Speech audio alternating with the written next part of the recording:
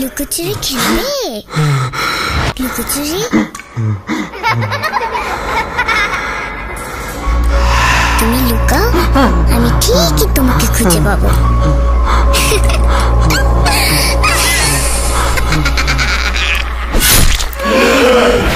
Bhoot.com with Russell. Welcome back. আপনাদের সবাইকে স্বাগত জানাচ্ছি। আমি রাসেল। আশা করছি আপনারা সবাই ভালো আছেন এবং ভালোর তলে আছেন। আমিও ভালো আছি এবং ভালোর তলে আছি। বেশি কথা না বাড়িয়ে আমরা সরাসরি ঘটনায় যাচ্ছি। এই ঘটনাটি আমাদের সংগ্রহ করে দিয়েছেন ইরাম, তবে এই ঘটনাটি লিখেছেন হয়তো অন্য কেউ। চলুন যেভাবে লেখা আছে আমি সেভাবেই পড়ে শোনাই ঘটনাটি। আসসালামু আলাইকুম রাসেল ভাই, আমি ইরফান ইসলাম ইরাম লিখছি রংপুরের আইডিয়াল মোড় থেকে। এখন যে ঘটনাটি শেয়ার করব, এই ঘটনাটি আমাকে শেয়ার করেছেন Bhoot.com-এর শ্রোতা মোহাম্মদ ইসমাইল হোসেন রামিম। তিনি একজন এইচএসসি পরীক্ষার্থী। লেখার মধ্যে ভুল হলে বা শব্দ চয়নে ভুল হলে ক্ষমা সুন্দর দৃষ্টিতে দেখবেন। আমি মোহাম্মদ ইসমাইল হোসেন রামিম। আমার বাসা মিরপুর, ঢাকা 1216। আমার বাবা পেশায় সাংবাদিক। বাবা সাংবাদিকতা পেশায় নিয়োজিত থাকার কারণে ঢাকার বাইরে বেশিরভাগ সময় থাকেন। 2014 সালের সেপ্টেম্বর মাসে ঘটনার সূত্রপাত আমার বোনের সাথে। আমার বোন স্বভাবতই একটু অলস প্রকৃতির। ইদানিং আমার বড় বোন অনেক বেশি ঘুমান। দীর্ঘ সময় ধরে ঘুমানোর কারণে মা আপুর কাছে জানতে চায় অসুস্থ বোধ করছে কিনা। আপু কোনো জবাবই দেয় না। মা মনে করলেন আপু খুব সম্ভবত অসুস্থ। আমার মা ভাবলেন যে বিশ্রামে থাকলে আপু সুস্থ হয়ে যাবেন, কিন্তু আপু দিনে দিনে শুকিয়ে যেতে শুরু করেছে। বিছানা থেকে উঠে যে দাঁড়াবে সেই শক্তিটুকুও তার শরীরে নেই। একদিন রাতের কথা, আপু রুমে ঘুমাচ্ছেন, তখন অনামিকা আপুর রুম থেকে গড় গড় শব্দ ভেসে আসছে। শব্দ পেয়ে আম্মু অনামিকা আপুর রুমে গেলেন। আপু বেডে শুয়ে আছেন আর ঘুমের মধ্যেই থরথর করে কাঁপছেন এবং কাঁপুনির সাথে সাথে একটা গড় গড় শব্দও করছেন। আম্মু আপুকে ঘুম থেকে ডাক দিলে আপু উঠে বলেন, একটা কালো বিকৃত চেহারার মহিলা তার অবয়ব আমার পেটের ওপর বসে গলা টিপে ধরেছে। আপুর পুরো শরীর ঘামে ভেজা। আপু মাকে উদ্দেশ্য করে বলেন, তুমি না আসলে বোধহয় আমি মরেই যেতাম মা। পানি নিয়ে এসে আপুকে খেতে দিলাম। আপু পানি খেলেন এবং মধ্যরাতে ঘুমিয়ে পড়লেন। আপুর পাশে আম্মু শুয়েছেন। ফজরের ঠিক আগ মুহূর্তে আপুর রুমে ঢোকার মূল দরজায় খসখস শব্দ ও শিরিষ কাগজ দিয়ে ঘষা মাচার শব্দ হচ্ছে। অর্থাৎ কে যেন দরজার ওপর থেকে নিচে আবার নিচ থেকে ওপরে শিরিষ কাগজ দিয়ে ঘষছে। মা শব্দ পেয়ে দেখতে গেলেন। দরজা খোলা মাত্রই মাকে শূন্যের ওপরে ভাসিয়ে নিয়ে যেতে লাগলো এই অপশক্তিটা। বাসার বারান্দায় ভেসে গিয়ে মাকে মেঝেতে ফেলে দেয়। আম্মু ডিম লাইটের মৃদু আলোতে দেখলেন বারান্দার লোহার গ্রিলের ফুটো ভেদ করে অনেক বড় একটা সাপ নিচে পড়ল এবং নিচে পড়া মাত্রই সে দৌড়ে চলে গেল। মা সেন্সলেস হয়ে যান। পরদিন সকালে মা জ্ঞান ফিরতেই বলেন যে আজরাইল এসেছে আমাকে নিতে, সে নিয়ে যাবে। মামা বললেন, আপা তুমি হয়তো স্বপ্ন দেখেছ, কেউ তোমাকে নিতে আসেনি, এই যে দেখো আমরা সবাই আছি। আধ ঘন্টা পরে মা বলেন, আমি গত রাত্রে কি দেখলাম এটা বলে মা রাতের ঘটনাটি বলতে শুরু করলেন। রুম থেকে অনামিকা আপুর কাঁকুনির শব্দ পেয়ে আবার সবাই রুমে যায়। রুমে গিয়ে দেখে আপুর শরীরে অনেক জ্বর। আপুর মুখ হাত পা নীল বর্ণ ধারণ করেছে। আপুকে সোহরাওয়ার্দী মেডিকেল কলেজ ও হাসপাতালে নিয়ে যাওয়া হয়। হাসপাতালের ইমার্জেন্সি বিভাগের ডাক্তার বলেন, রোগীর অবস্থা তো খুবই খারাপ, কেবিনে ভর্তি করাতে হবে। আপুর হাসপাতালে 2 দিন চিকিৎসা চললেও শরীরের কোনো উন্নতি হয় না। আপু অনেক অসুস্থ। টেস্টের রিপোর্টেও সব পজিটিভ। ডাক্তার রোগ নিয়ে দ্বিধায় পড়ে যান। প্রকৃতপক্ষে ডাক্তাররা অবলোকন ও রোগ শনাক্ত করতে পারছেন না। পরের দিন বাবা কর্মস্থান থেকে হাসপাতালে এলেন এবং হাসপাতালে এসে ডাক্তারদের সাথে কথা বললেন। যেহেতু আপুর শরীরের কোনো উন্নতি হলো না, তাই বাবা ডিসিশন নিলেন মিরপুরে বাসায় নিয়ে যাবেন। হাসপাতাল থেকে রিলিজ করিয়ে অনামিকা আপুকে বাসায় নিয়ে আসা হয়। 2 দিন বাসাতেই পুরোদমে বিশ্রামে থাকলেন আপু। ডাক্তারের দেওয়া ঔষধ নিয়মিত খেলেন। তৃতীয় দিন রাতের ঘটনা। ঠিক মধ্যরাতে আপুর রুমে ধস্তাধস্তির শব্দ শুরু হয়। আমার রুম আর আপুর রুম পাশাপাশি হওয়াতে আমি বুঝতে পারি বিদ্ঘুটের শব্দ আসছে আপুর রুম থেকে। আপুর রুমে গিয়ে দরজা আস্তে করে খুলে দেখলাম যে আপুর বুকের ওপরে হুবহু আপুর মতোই দেখতে একটা অবয়ব বসে আছে আর 2 হাত দিয়ে আপুর গলা চেপে ধরেছে। আমি প্রথমে আচমকাই একটু চমকে উঠি। আমি বুঝতে পারছিলাম না আসলে কোনটা আপু। লাইট জ্বালাতে গেলে আপুর মতন দেখতে অবয়বটা ঝাঁপিয়ে পড়ে আমার ওপর। আমি মেঝেতে পড়ে যাই এবং তীব্র আঘাত পাই মাথায়। তারপরে উঠে দাঁড়াই। আপুর বেশধারী অবয়বটা খাটের নিচে ঢুকে পড়ে। আমি তীব্র ব্যথার মাঝেও ধীরে ধীরে উঠে লাইট জ্বালাই, আর পরক্ষণে লাইট জ্বালানো মাত্রই অবয়বটি রুমের পাশে লাগোয়া বারান্দা দিয়ে ধোয়ার কুণ্ডলি পাকিয়ে নিচে নেমে মানুষের রূপ ধারণ করে। অবয়বটার চেহারা বিমর্ষ ও তার চোখ দুটো সাদা, অর্থাৎ চোখের মণি ধূসর। আমি প্রচুর ভয় পেয়ে যাই। ভয়ের চোটে আমার শিরদাঁড়া দিয়ে ঠান্ডা স্রোত বয়ে যায়। আমি দৌড়ে মায়ের রুমে গিয়ে মাকে জড়িয়ে ধরি, আব্বুকে ডাকি এবং বিষয়টা খুলে বলি। আম্মু আর আমি আপুর রুমে গিয়ে দেখি আপু সেন্সলেস হয়ে পড়ে আছেন। নাক দিয়ে রক্তের স্রোত বইছে, বেডশিট ভিজে একাকার। পরের দিন সকালে আপুকে নিয়ে ধানমন্ডির একটি বেসরকারি হাসপাতালে ভর্তি করা হয়। আপুর শরীরের অবস্থা গুরুতর হওয়ার কারণে আবারও কেবিনে তাকে নিয়ে যাওয়া হয়। আপুর চিকিৎসা চলতে থাকলো। 4 দিন 5 দিনেও তেমন একটা উন্নতি হলো না। রাতের ঘটনা, আপুর মেরুদণ্ডে অস্বাভাবিকভাবে আঘাত হানে, গড়গড় শব্দ হতে থাকে। ডাক্তার এসে কিছু ঘুমের মেডিসিন দেন। কিছুক্ষণ পরে আপু ঘুমিয়ে যান।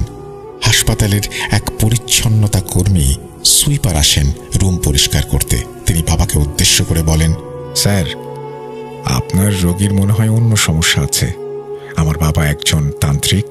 রোগীর পেছনে এভাবে খামোখা টাকা নষ্ট করে কোনো লাভ নেই। ভালো কোনো হুজুর বা তান্ত্রিক দেখান। পরিচ্ছন্নতা কর্মীর বলা কথা আমাদের মনে ধরে। পরের দিন হাসপাতাল থেকে আপুকে রিলিজ করিয়ে মিরপুরের বাসায় আমরা নিয়ে যাই। আকাশ ভীষণ মেঘলা, রিমঝিম ধারায় বৃষ্টি ঝরছে। তীব্র জ্যামে আসাদ গেট, ঢাকা সিগন্যালে সিএনজি থামে। মিনিট 5 হবে এক ব্যক্তি সিএনজির পাশে দাঁড়ান। ব্যক্তিটি আমার মাকে উদ্দেশ্য করে বলেন, আমার বাসা ভারতের আসামে। আমি একজন মাওলানা। আপনার মেয়ে মনে হয় খুবই অসুস্থ। তাকে রুহানি চিকিৎসা করান, আল্লাহর রহমতে সুস্থ হয়ে যাবে। সুস্থ হলে রোগীকে ইস্তেখারা করতে বলবেন। জীবনের গুরুত্বপূর্ণ কাজের আগে বিশেষ নামাজ ও দোয়া করা মানুষের কর্তব্য, ভালোর জন্যই। রোগীকে সর্বদা ইস্তেখারা করতে বলবেন। এই বলে সেই ব্যক্তিটি চলে যান। কিছুক্ষণ পরে ট্রাফিক পুলিশ সিগন্যাল খুলে দিলে সিএনজি ড্রাইভার গাড়ি চালাতে শুরু করেন।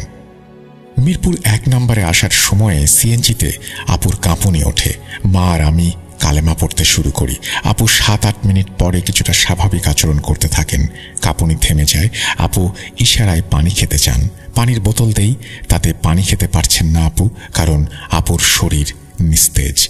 আপুকে বললাম, খুব খারাপ লাগছে কি? এই তো আর কিছুটা পথ বাকি, বাসার কাছেই চলে এসেছি। আপু কোনো উত্তর দেন না।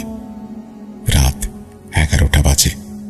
মামার পরিচিত এক আগন্তুক ব্যক্তি মিরপুর বিহারি ক্যাম্প থেকে আসেন। তিনি আপুকে দেখে বলেন, রোগী তো অন্য সমস্যায় জর্জরিত।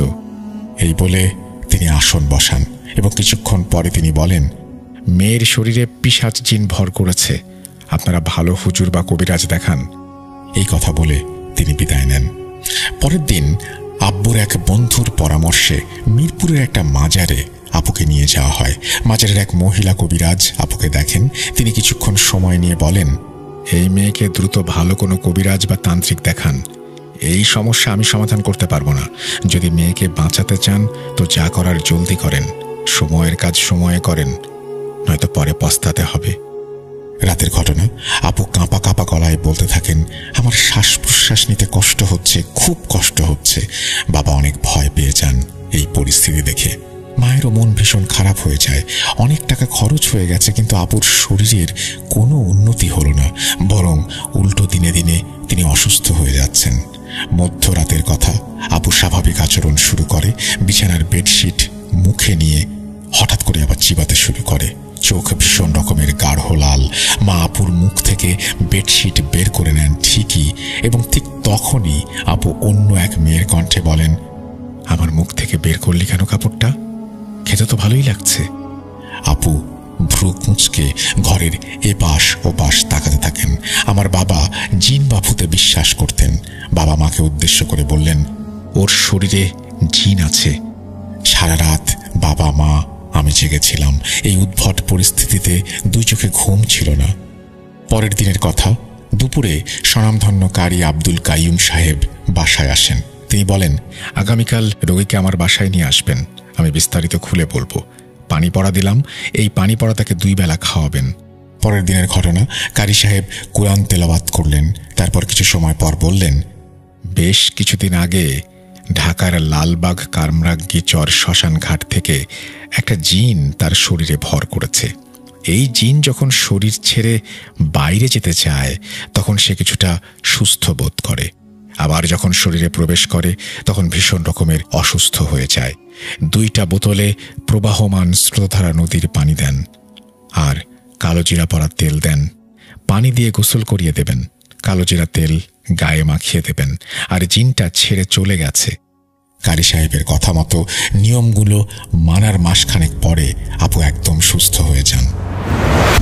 এই বলে ইসমাইল সাহেব তার ঘটনা শেষ করেছেন। আপনাকে অসংখ্য ধন্যবাদ ইসমাইল আমাদের এই ঘটনাটি পাঠানোর জন্য। আশা করছি ভবিষ্যতে আপনার কাছ থেকে ঘটনা পাবো। আর এতক্ষণ পর্যন্ত যারা আমাদেরকে শুনছেন তাদেরকে অসংখ্য ধন্যবাদ ধৈর্য ধরে আমাদের সাথে থাকার জন্য। আমরা চলে যাব আমাদের পরবর্তী ঘটনায়।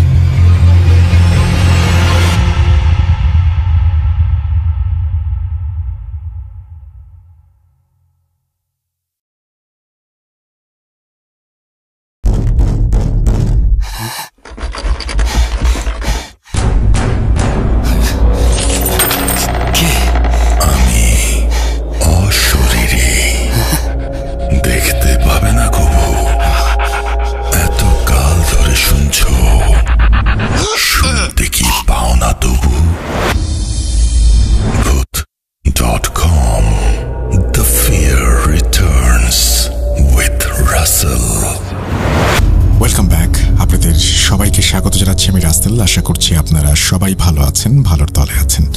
এই মুহূর্তে যে ঘটনাটি আমি পড়ে শোনাবো সেটি আমাদের পাঠিয়েছেন সাবিতা আলম। চলুন শুরু করা যাক। আপনার অজান্তেই আপনার এলাকায় একজন ফকিরের আবির্ভাব ঘটল। সেই ফকিরের চেহারা এমন যেন দেখে শরীরের ভেতরে ঠান্ডা বাতাস বয়ে যায়। সে নাকি যা চায় তাই নিয়ে যেতে পারে। কেমন হবে যদি এমন ফকির আপনার পরিবারের জন্য কাল হয়ে দাঁড়ায়? জানতে চান?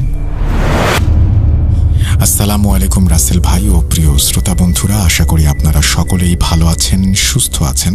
আমি মোহাম্মদ সাবিতা আলম লিখছি ময়মনসিংহ বিভাগ থেকে। আজ আমি যার ঘটনাটি আপনাদের সাথে শেয়ার করব ওনার নাম শাহজাহান আলী। উনি করাচিতে বসবাসরত একজন পাকিস্তানি ভদ্রলোক। ওনার সাথে আমার যোগাযোগ হয় লুনা আপুর মাধ্যমে। আমি ওনার পরিচয় পর্ব আর দীর্ঘ না করে আজ সরাসরি ঘটনায় চলে যেতে চাই। ঘটনাটি শাহজাহান ভাই আমাকে যেভাবে বলেছেন আমি সেভাবেই আপনাদের সামনে উপস্থাপন করছি এবং অনিচ্ছাকৃত ভুল ত্রুটির জন্য ক্ষমা প্রার্থনা করছি। বলছেন শাহজাহান ভাই।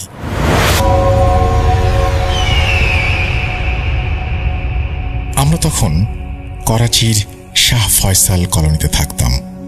বাড়ির ঠিক পাশ দিয়ে একটি রেল লাইন চলে গিয়েছিল। আমাদের বাসা থেকে সকাল ও বিকেলে ট্রেনের শব্দ স্পষ্ট শোনা যেত। আমাদের ছোট্ট একটি বাড়ি ছিল।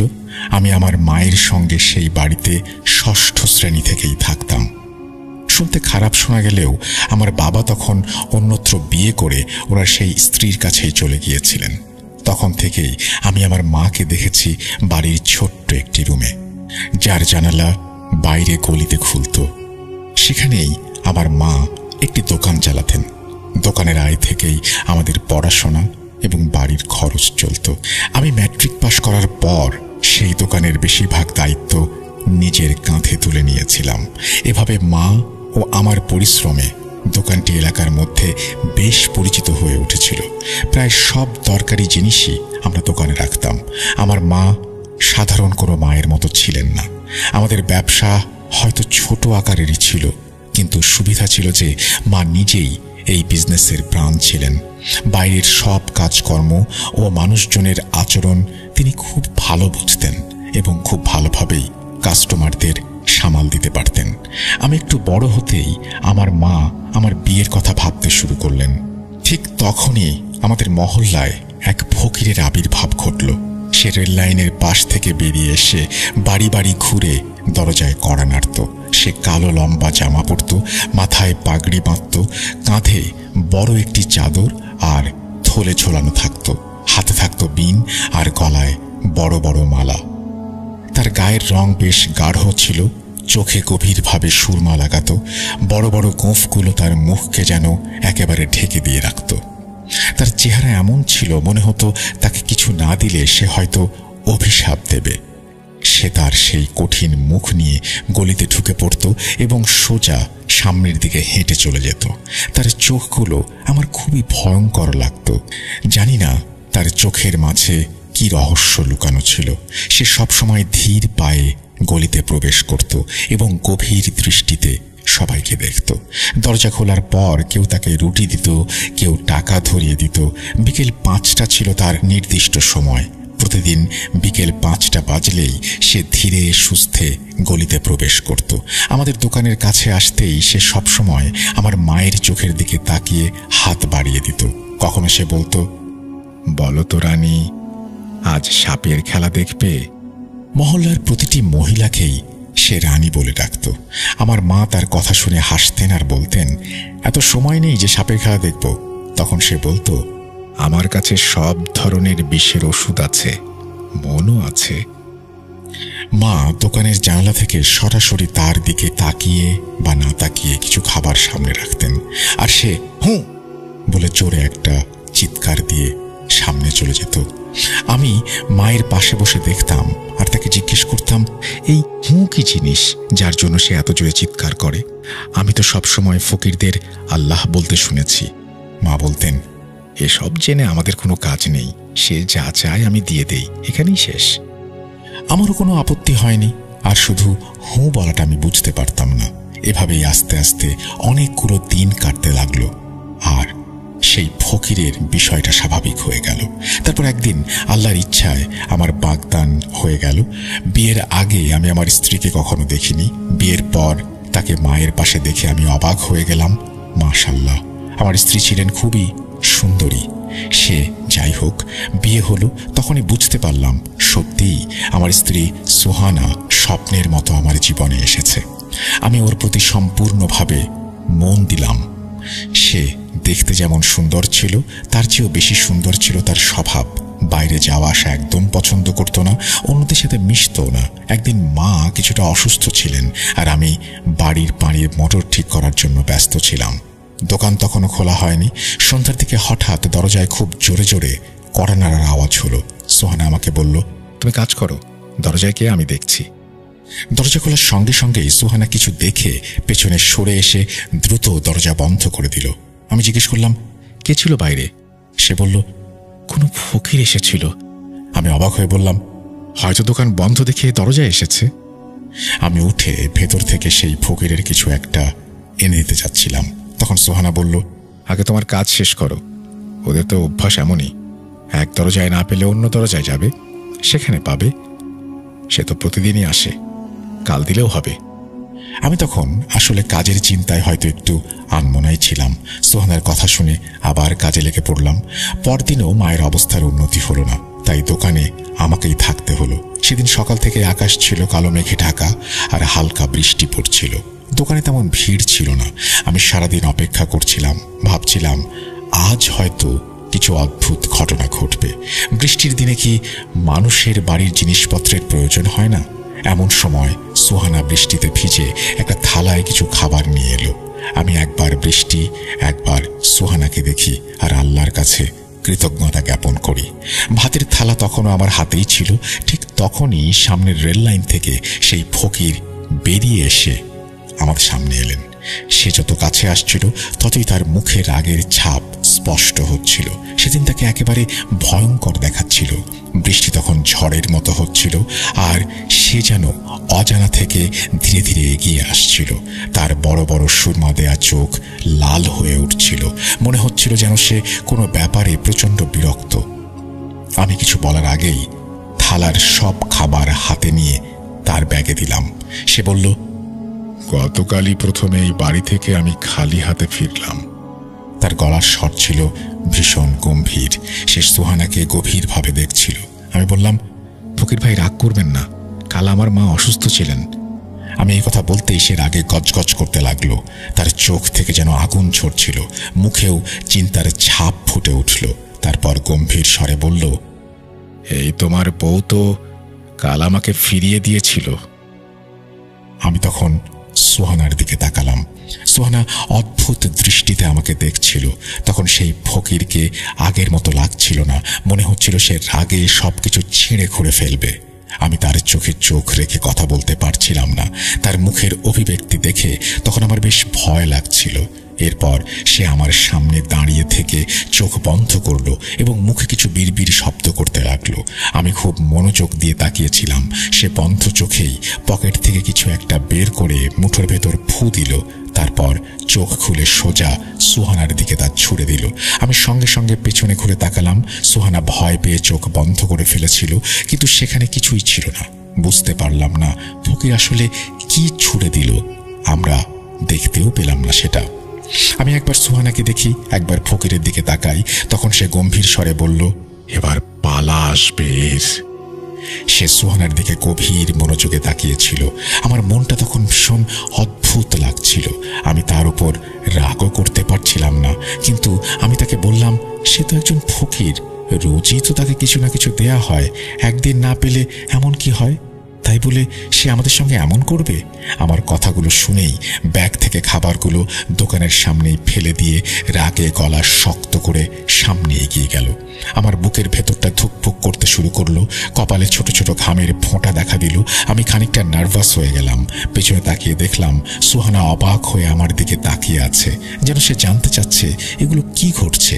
আর সুহানা আমাদের এলাকারও ছিল না, তাই এসব ব্যাপার ওর জানার কথাও না।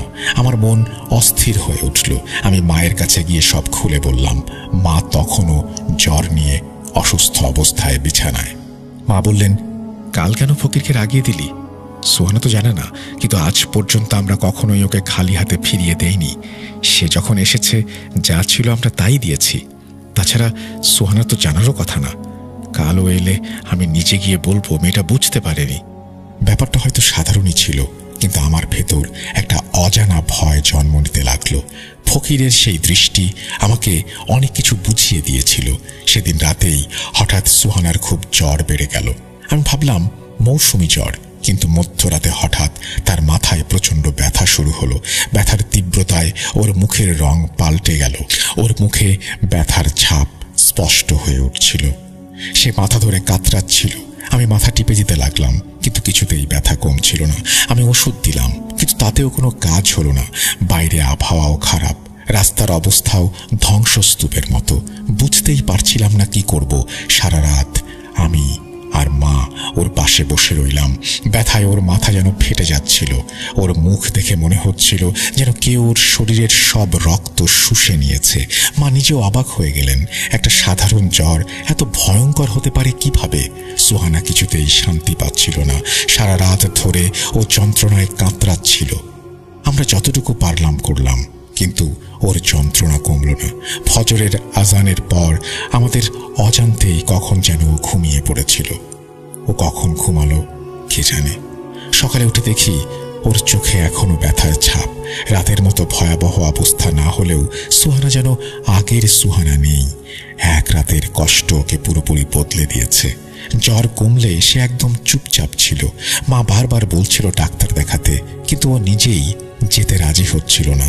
মা সেই প্রথমবারের মতো ফকিরের জন্য অপেক্ষা করতে লাগলেন। বারবার দোকানের জানালা দিয়ে বাইরে তাকাচ্ছিলেন। মা বারবার মুখ ঘুরিয়ে রেল লাইনের দিকে তাকাতেন, যেন ফকিরকে দেখতে পান। নির্দিষ্ট সময় পেরিয়ে গেল, কিন্তু ফকিরের কোনো খবর নেই। সেই রাতেও সুহানার অবস্থা আবার একই রকম হলো। মাথার ব্যথায় সে দেয়ালে মাথা ঠুকতে লাগলো। কখনো আমি ওকে সামলাই, কখনো মাকে ডাকি, আবার ছুটে যাই এলাকার ডাক্তারের কাছে। ডাক্তার এসে অবস্থা দেখে বললেন, এটা সাধারণ মাথা ব্যথা নয়, এক্ষুনি বড় হাসপাতাল নিতে হবে। এটা সাধারণ কিছু নয়। ডাক্তার ব্যথার ইঞ্জেকশন দিলেন। মা তখন বললেন, আমার মনে হয় দোকানে আসা ফকিরের জন্য এমনটা হচ্ছে, না হলে এর আগে তো কখনো এমন হয়নি। সুস্থ একটা মেয়ে মুহূর্তের মধ্যেই হাতের মুঠো থেকে ফসকে গেল। নিশ্চয় এটা ফকিরের অভিশাপ। আমার মনেও সন্দেহ হতে শুরু করলো। মনে হচ্ছিল কোথাও থেকে ফকির আসুক, আমি তাকে সব কিছু দিয়ে ওর রাগটা কমিয়ে দেই। কিন্তু সেই সন্ধ্যাতেও ফকির এলো না। আমি পাড়ার বাড়িতে বাড়িতে গিয়ে খোঁজ করলাম, কোথাও ফকিরের খবর নেই। 2 দিন ধরে সে কারো বাড়িতে যায়নি। আমরা বাধ্য হয়ে সোহানাকে করাচির বড় হাসপাতালে নিয়ে গেলাম। সেখানেই তাকে ভর্তি করানো হলো। ডাক্তাররা চিকিৎসা করার সময় চোখের পলকে তার চোখ জোড়া ওপরের দিকে উঠে গেল, আর সে হঠাৎ ছটফট করতে শুরু করলো। ডাক্তাররা নিজেদের মতো সব চেষ্টা করছিলেন, কিন্তু যাই করা হোক সব নিয়ন্ত্রণের বাইরে চলে যাচ্ছিল। সন্ধ্যার সময় ঘনিয়ে আসছিল। মা সোহানের এই অবস্থা দেখে দ্রুত বাড়ির দিকে ছুটে গেলেন। হয়তো ফকির এসে পড়বে আর মা নিজেই তার কাছে ক্ষমা চাইবেন।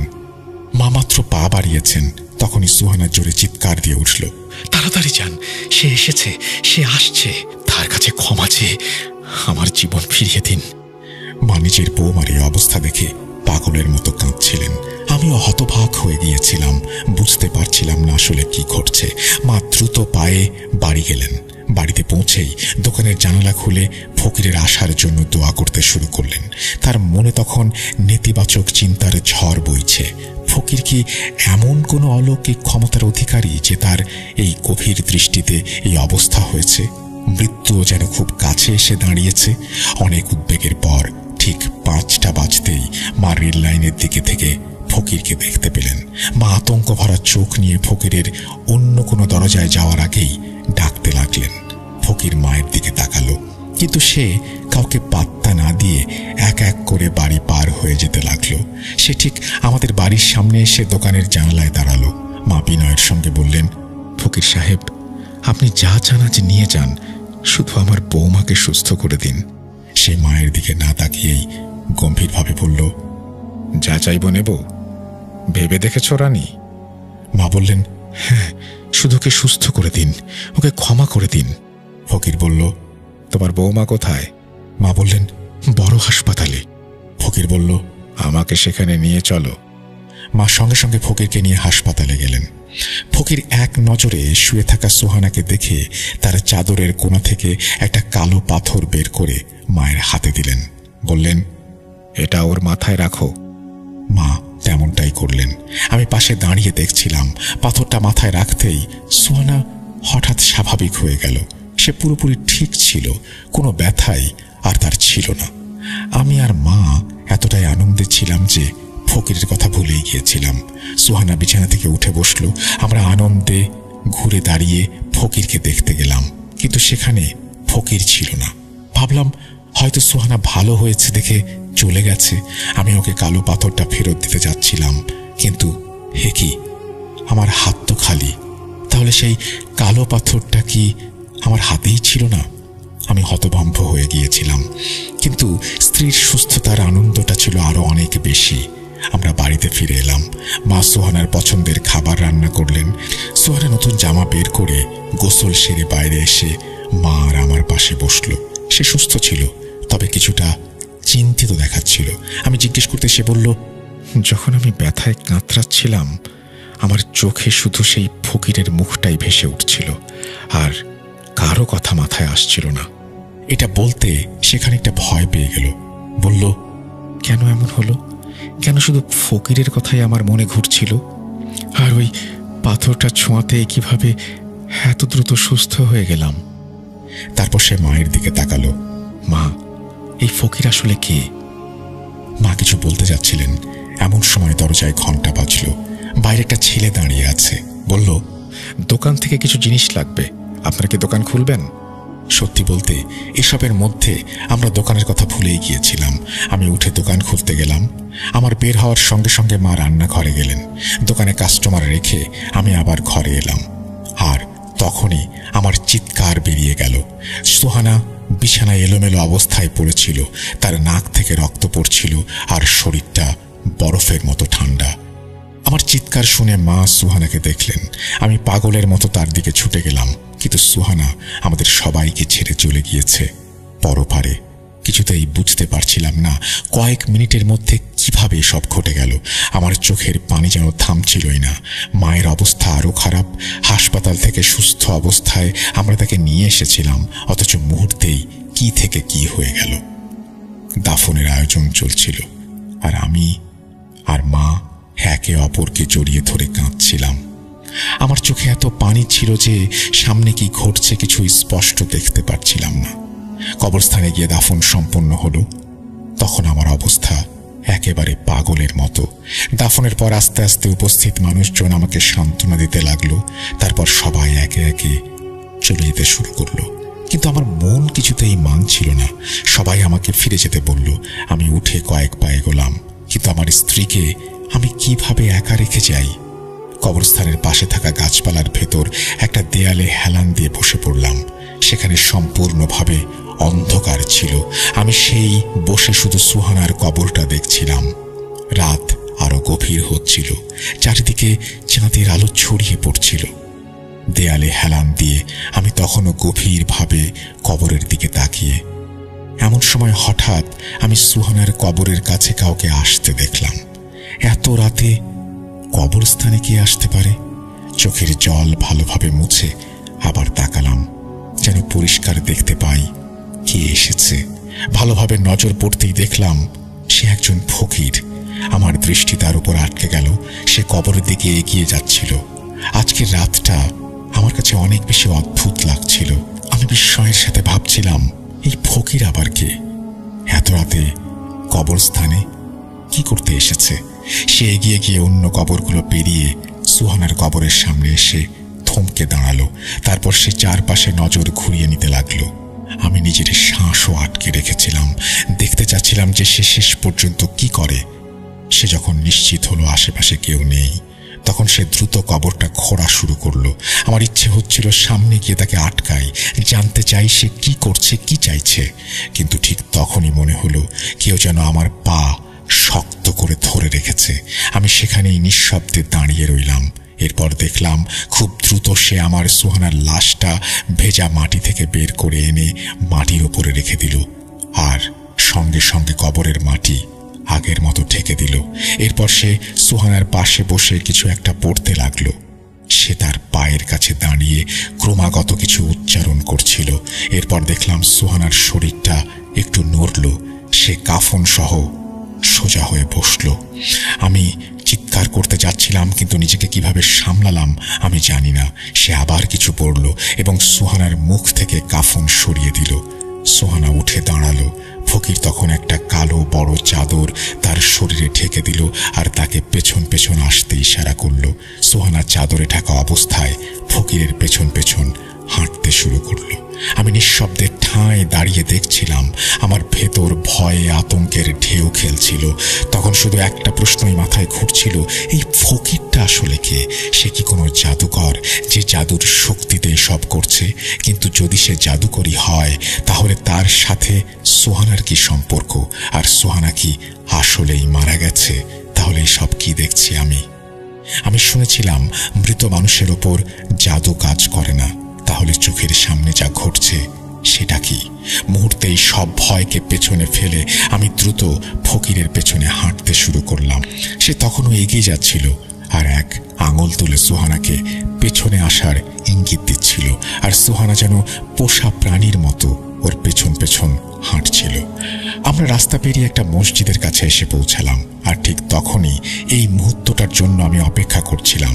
এতক্ষণ আমি চুপচাপ পা টেনে টেনে পেছন পেছন আসছিলাম, কিন্তু আমি একা আর কি করতে পারি? ফকিরের ক্ষমতা সম্পর্কে আমার তেমন কোনো ধারণাই ছিল না, কিন্তু হঠাৎ মসজিদটা চোখে পড়তেই যেন এক অজানা শক্তি আমার ভেতরে জেগে উঠল। মুহূর্তেই আমি সুহানাকে শক্ত করে ধরে ফেললাম। ফকির দ্রুত ঘুরে তাকালো। সে কিছু করার আগেই আমি মসজিদের দিকে ছুটে গিয়ে চিৎকার করলাম। ভেতরে নামাজরত কয়েকজন লোক শব্দ শুনে বাইরে বেরিয়ে এলো। তারা আমাদের দেখে প্রথমে ভয় পেয়ে একটু পিছিয়ে গেল। আমি নিজেই সোহানাকে নিয়ে মসজিদের ভেতরে ঢুকে গেলাম। সেখানে রাতের ইবাদতে ব্যস্ত কিছু মুসল্লি আমার এমন আচরণ দেখে অবাক হয়ে গেলেন। তারা কাফনে মোড়া সোহানাকে দেখে ভয়ে কেঁপে উঠলেন। কেউ কাছে আসার সাহস পাচ্ছিলেন না। আমি মুসল্লিদের সবকিছু খুলে বললাম। ঠিক তখনই মসজিদের ভেতর থেকে এক অদ্ভুত শব্দ হলো। আওয়াজ শুনে সোহানা আবারও অজ্ঞান হয়ে গেল। কেউ বললেন, ওকে হাসপাতালে নিয়ে যাও, হয়তো মেয়েটা মারা যায়নি, তোমরা ভুলে মৃত ভেবেছ। তখন আমি বললাম যে যদি সে জীবিত থাকে তাহলে ফকির কিভাবে জানল? সেই কালো পাথরে এমন কি ছিল? পাথরটা তো আমার হাতেই ছিল, কিভাবে হারিয়ে গেল? আসলে কি ঘটছে? আমার পাশে একজন বয়স্ক লোক ছিলেন। তিনি পবিত্র কোরআন পড়ে পানিতে ফুঁ দিয়ে আমাকে দিলেন। বললেন, পানি ওর ওপরে ছিটিয়ে দাও, একটু খাইয়ে দাও। কিছুক্ষণের মধ্যেই সোহানা জেগে উঠল আর মসজিদে নিজেকে দেখে অবাক হলো। কাফনের দিকে তাকিয়ে সে ভয় পেল। জিজ্ঞেস করল, এসব কি? পাশে দাঁড়ানো একজন তার বাড়ি থেকে মহিলাদের কাপড় এনে দিলেন। সোহানা কাপড় পরিবর্তন করল। সে তখন পুরোপুরি সচেতন। আমি তাকে জিজ্ঞেস করলাম, কি হয়েছিল তোমার? ও কিছুই মনে করতে পারল না। ফকিরের পেছনে হাঁটার কথাও ওর স্মৃতিতে ছিল না। আমাদের এলাকায় দ্রুত ছড়িয়ে পড়ল যে মৃত একটা মেয়ে আবার জীবিত হয়েছে। এলাকার ডাক্তার নিজেও অবাক। যাকে কিছুক্ষণ আগে তিনি মৃত ঘোষণা করেছিলেন, সে কিভাবে আবার বেঁচে উঠল আমি জানি না। আমার কিছুই বলার ছিল না, কিন্তু বাস্তব হলো সে আমার সামনেই ছিল এবং জীবিতই ছিল। মা সবাইকে ফকিরের ব্যাপারে বিস্তারিত বলেছিলেন। সবাই কবরের কাছে গিয়ে দেখল সত্যিই কবরটা ভেতর থেকে খালি ছিল। সেই ফকিরটা কে ছিল? সে কি কোনো জাদুকর নাকি অন্য জগতের কেউ? আমার মনে পড়ল ফকিরের বলা সেই কথাগুলো, সে যা চায় তাই নিতে পারে। আমরা কি জানতাম সে আসলে কি চেয়েছিল? সে কি সোহানাকে কোনো উদ্দেশ্যে ব্যবহার করতে চেয়েছিল, নাকি আমরা সবাই কোনো জাদুকরের কবলে পড়েছিলাম? সোহানার পরিবার এসব ঘটনার পর খুব ভয় পেয়ে গিয়েছিল। আমরাও কম আতঙ্কিত হইনি। তবে বয়স্কদের দোয়া আর সাহসেই সোহানা এখন সম্পূর্ণ স্বাভাবিক। ফকিরের কথা তার মনে আর আসেই না, কিন্তু আমি কিভাবে সব ভুলতে পারি? কেউ জানতো না সে কোথা থেকে আসতো, কোথায় যেত, তার উদ্দেশ্য কি ছিল, আর আসলে সে কে? আমাদের গলির বাইরের কেউ তাকে চিনত না। আমাদের গলির মানুষ ছাড়া অন্য কেউ তাকে দেখেনি। এরপর থেকে আর কোনো ফকিরকে আমার বউয়ের দিকে তাকানোর সুযোগ দেইনি। ওই এলাকা ছেড়ে আমরা অন্য জায়গায় চলে এসেছি। ভাগ্যিস এরপর আর কোনো ফকিরের মুখোমুখি হয়নি। তবে আজও আমার মনে প্রশ্ন জাগে, সে আসলে কে ছিল আর কি চেয়েছিল? এই ছিল আমার ঘটনা। ধন্যবাদ সবাইকে। আল্লাহ হাফেজ। প্রিয় লিসেনার্স, আপনাদের জন্য কালেক্ট করা আমার ঘটনা আজকের মতো এখানেই শেষ। মনোযোগ দিয়ে ঘটনাটি শোনার জন্য ধন্যবাদ। ভালো লেগে থাকলে অবশ্যই জানাবেন। এই বলে সামিত আলম তার ঘটনা শেষ করেছেন। খুবই অন্যরকম একটি ঘটনা।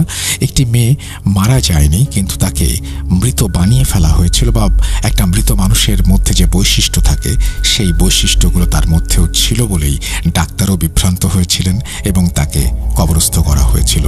এটা আমি আসলে এভাবে কখনো ভাবিনি বা এরকম হতে পারে, এটা আমার কল্পনাতেও আসেনি। যাই হোক, আপনারা যদি কেউ এরকম কোনো ঘটনা শুনে থাকেন এর আগে বা জেনে থাকেন, অবশ্যই আমাদের জানাবেন। আমরা চলে যাব আমাদের পরবর্তী ঘটনায়।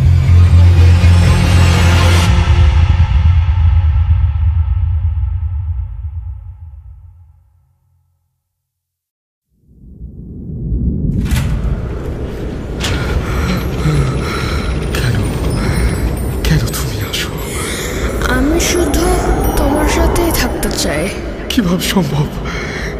মৃতদের এই পৃথিবীতে থাকতে নেই। তুমি চলে যাও, চলে যাও, প্লিজ চলে যাও। সবটাই কি ইলুশন, নাকি অন্য জগতের কেউ কখনো হাজির হয়ে যায় চোখের পলকে? ভূত.com with Russell। Welcome back. আপনাদের সবাইকে স্বাগত জানাচ্ছি আমি রাসেল। আশা করছি আপনারা সবাই ভালো আছেন এবং ভালোর তলে আছেন। আমিও ভালো আছি, ভালোর তলে আছি। আর সে সাথে আরও একটা ঘটনায় যেতে চাই। যেভাবে লেখা আছে আমি সেভাবেই পড়ে শোনাচ্ছি। আসসালামু আলাইকুম রাসেল ভাই, কেমন আছেন জিজ্ঞেস করলাম না, কারণ আপনি সব সময় ভালোর তলে আমি হিমেল। কিছু ব্যক্তিগত সমস্যার কারণে এই ঘটনাটি স্টুডিওতে এসে শেয়ার করা সম্ভব নয়, তাই আপনি ঘটনাটি পড়ে শোনালে আমরা অনেক কৃতজ্ঞ থাকব। বেশি কথা না বাড়িয়ে মূল ঘটনায় যাই। আমার নাম হিমেল। আমার মূল বাড়ি বরিশালে। আমিও আমার ভাই ঢাকায় একটি বেসরকারি বিশ্ববিদ্যালয়ে অধ্যয়ন করছি। ঢাকায় পড়ালেখা করার সুবাদে আমরা বিশ্ববিদ্যালয়ের কাছাকাছি একটি বাসায় 2টি রুম ভাড়া নেই। এই বাসায় আগেই 2টি রুমে 2 জন বড় ভাই থাকতেন। আমরা আসায় বাসায় 4 রুমে 4 জন থাকতে শুরু করি। প্রথমে বাসাটির একটু বর্ণনা দিই। বাসাটি দক্ষিণ দিকে মুখ করা। বাসায় 2টি বেডরুম আছে। 2টি বেডরুমের সাথেই অ্যাটাচ বাথরুম, বারান্দা আছে, আর একটি সিঙ্গেল রুম, আর অপর পাশে রয়েছে একটি পার্টিশন রুম। আমি সিঙ্গেল রুমে একা থাকি। মূল সমস্যাটি শুরু হয় আমাদের বাসায় আসার আরও সপ্তাহ 2 পরে। আমার সাথে প্রথম ঘটনাটি যেদিন ঘটে সেইখান থেকে শুরু করছি। আমরা 4 জন রাত 11টার সময় রাতের খাবার খেয়ে যে যার রুমে ঘুমানোর জন্য চলে যাই। আমার রুমটি হলো বাসার মাঝ বরাবর। আমি আমার রুমে এসে দরজা লাগিয়ে শুয়ে পড়ি। কিছুক্ষণ মোবাইল চালানোর পরে আমি ঘুমিয়ে পড়ি। আনুমানিক তখন সময় ছিল রাত 2:30।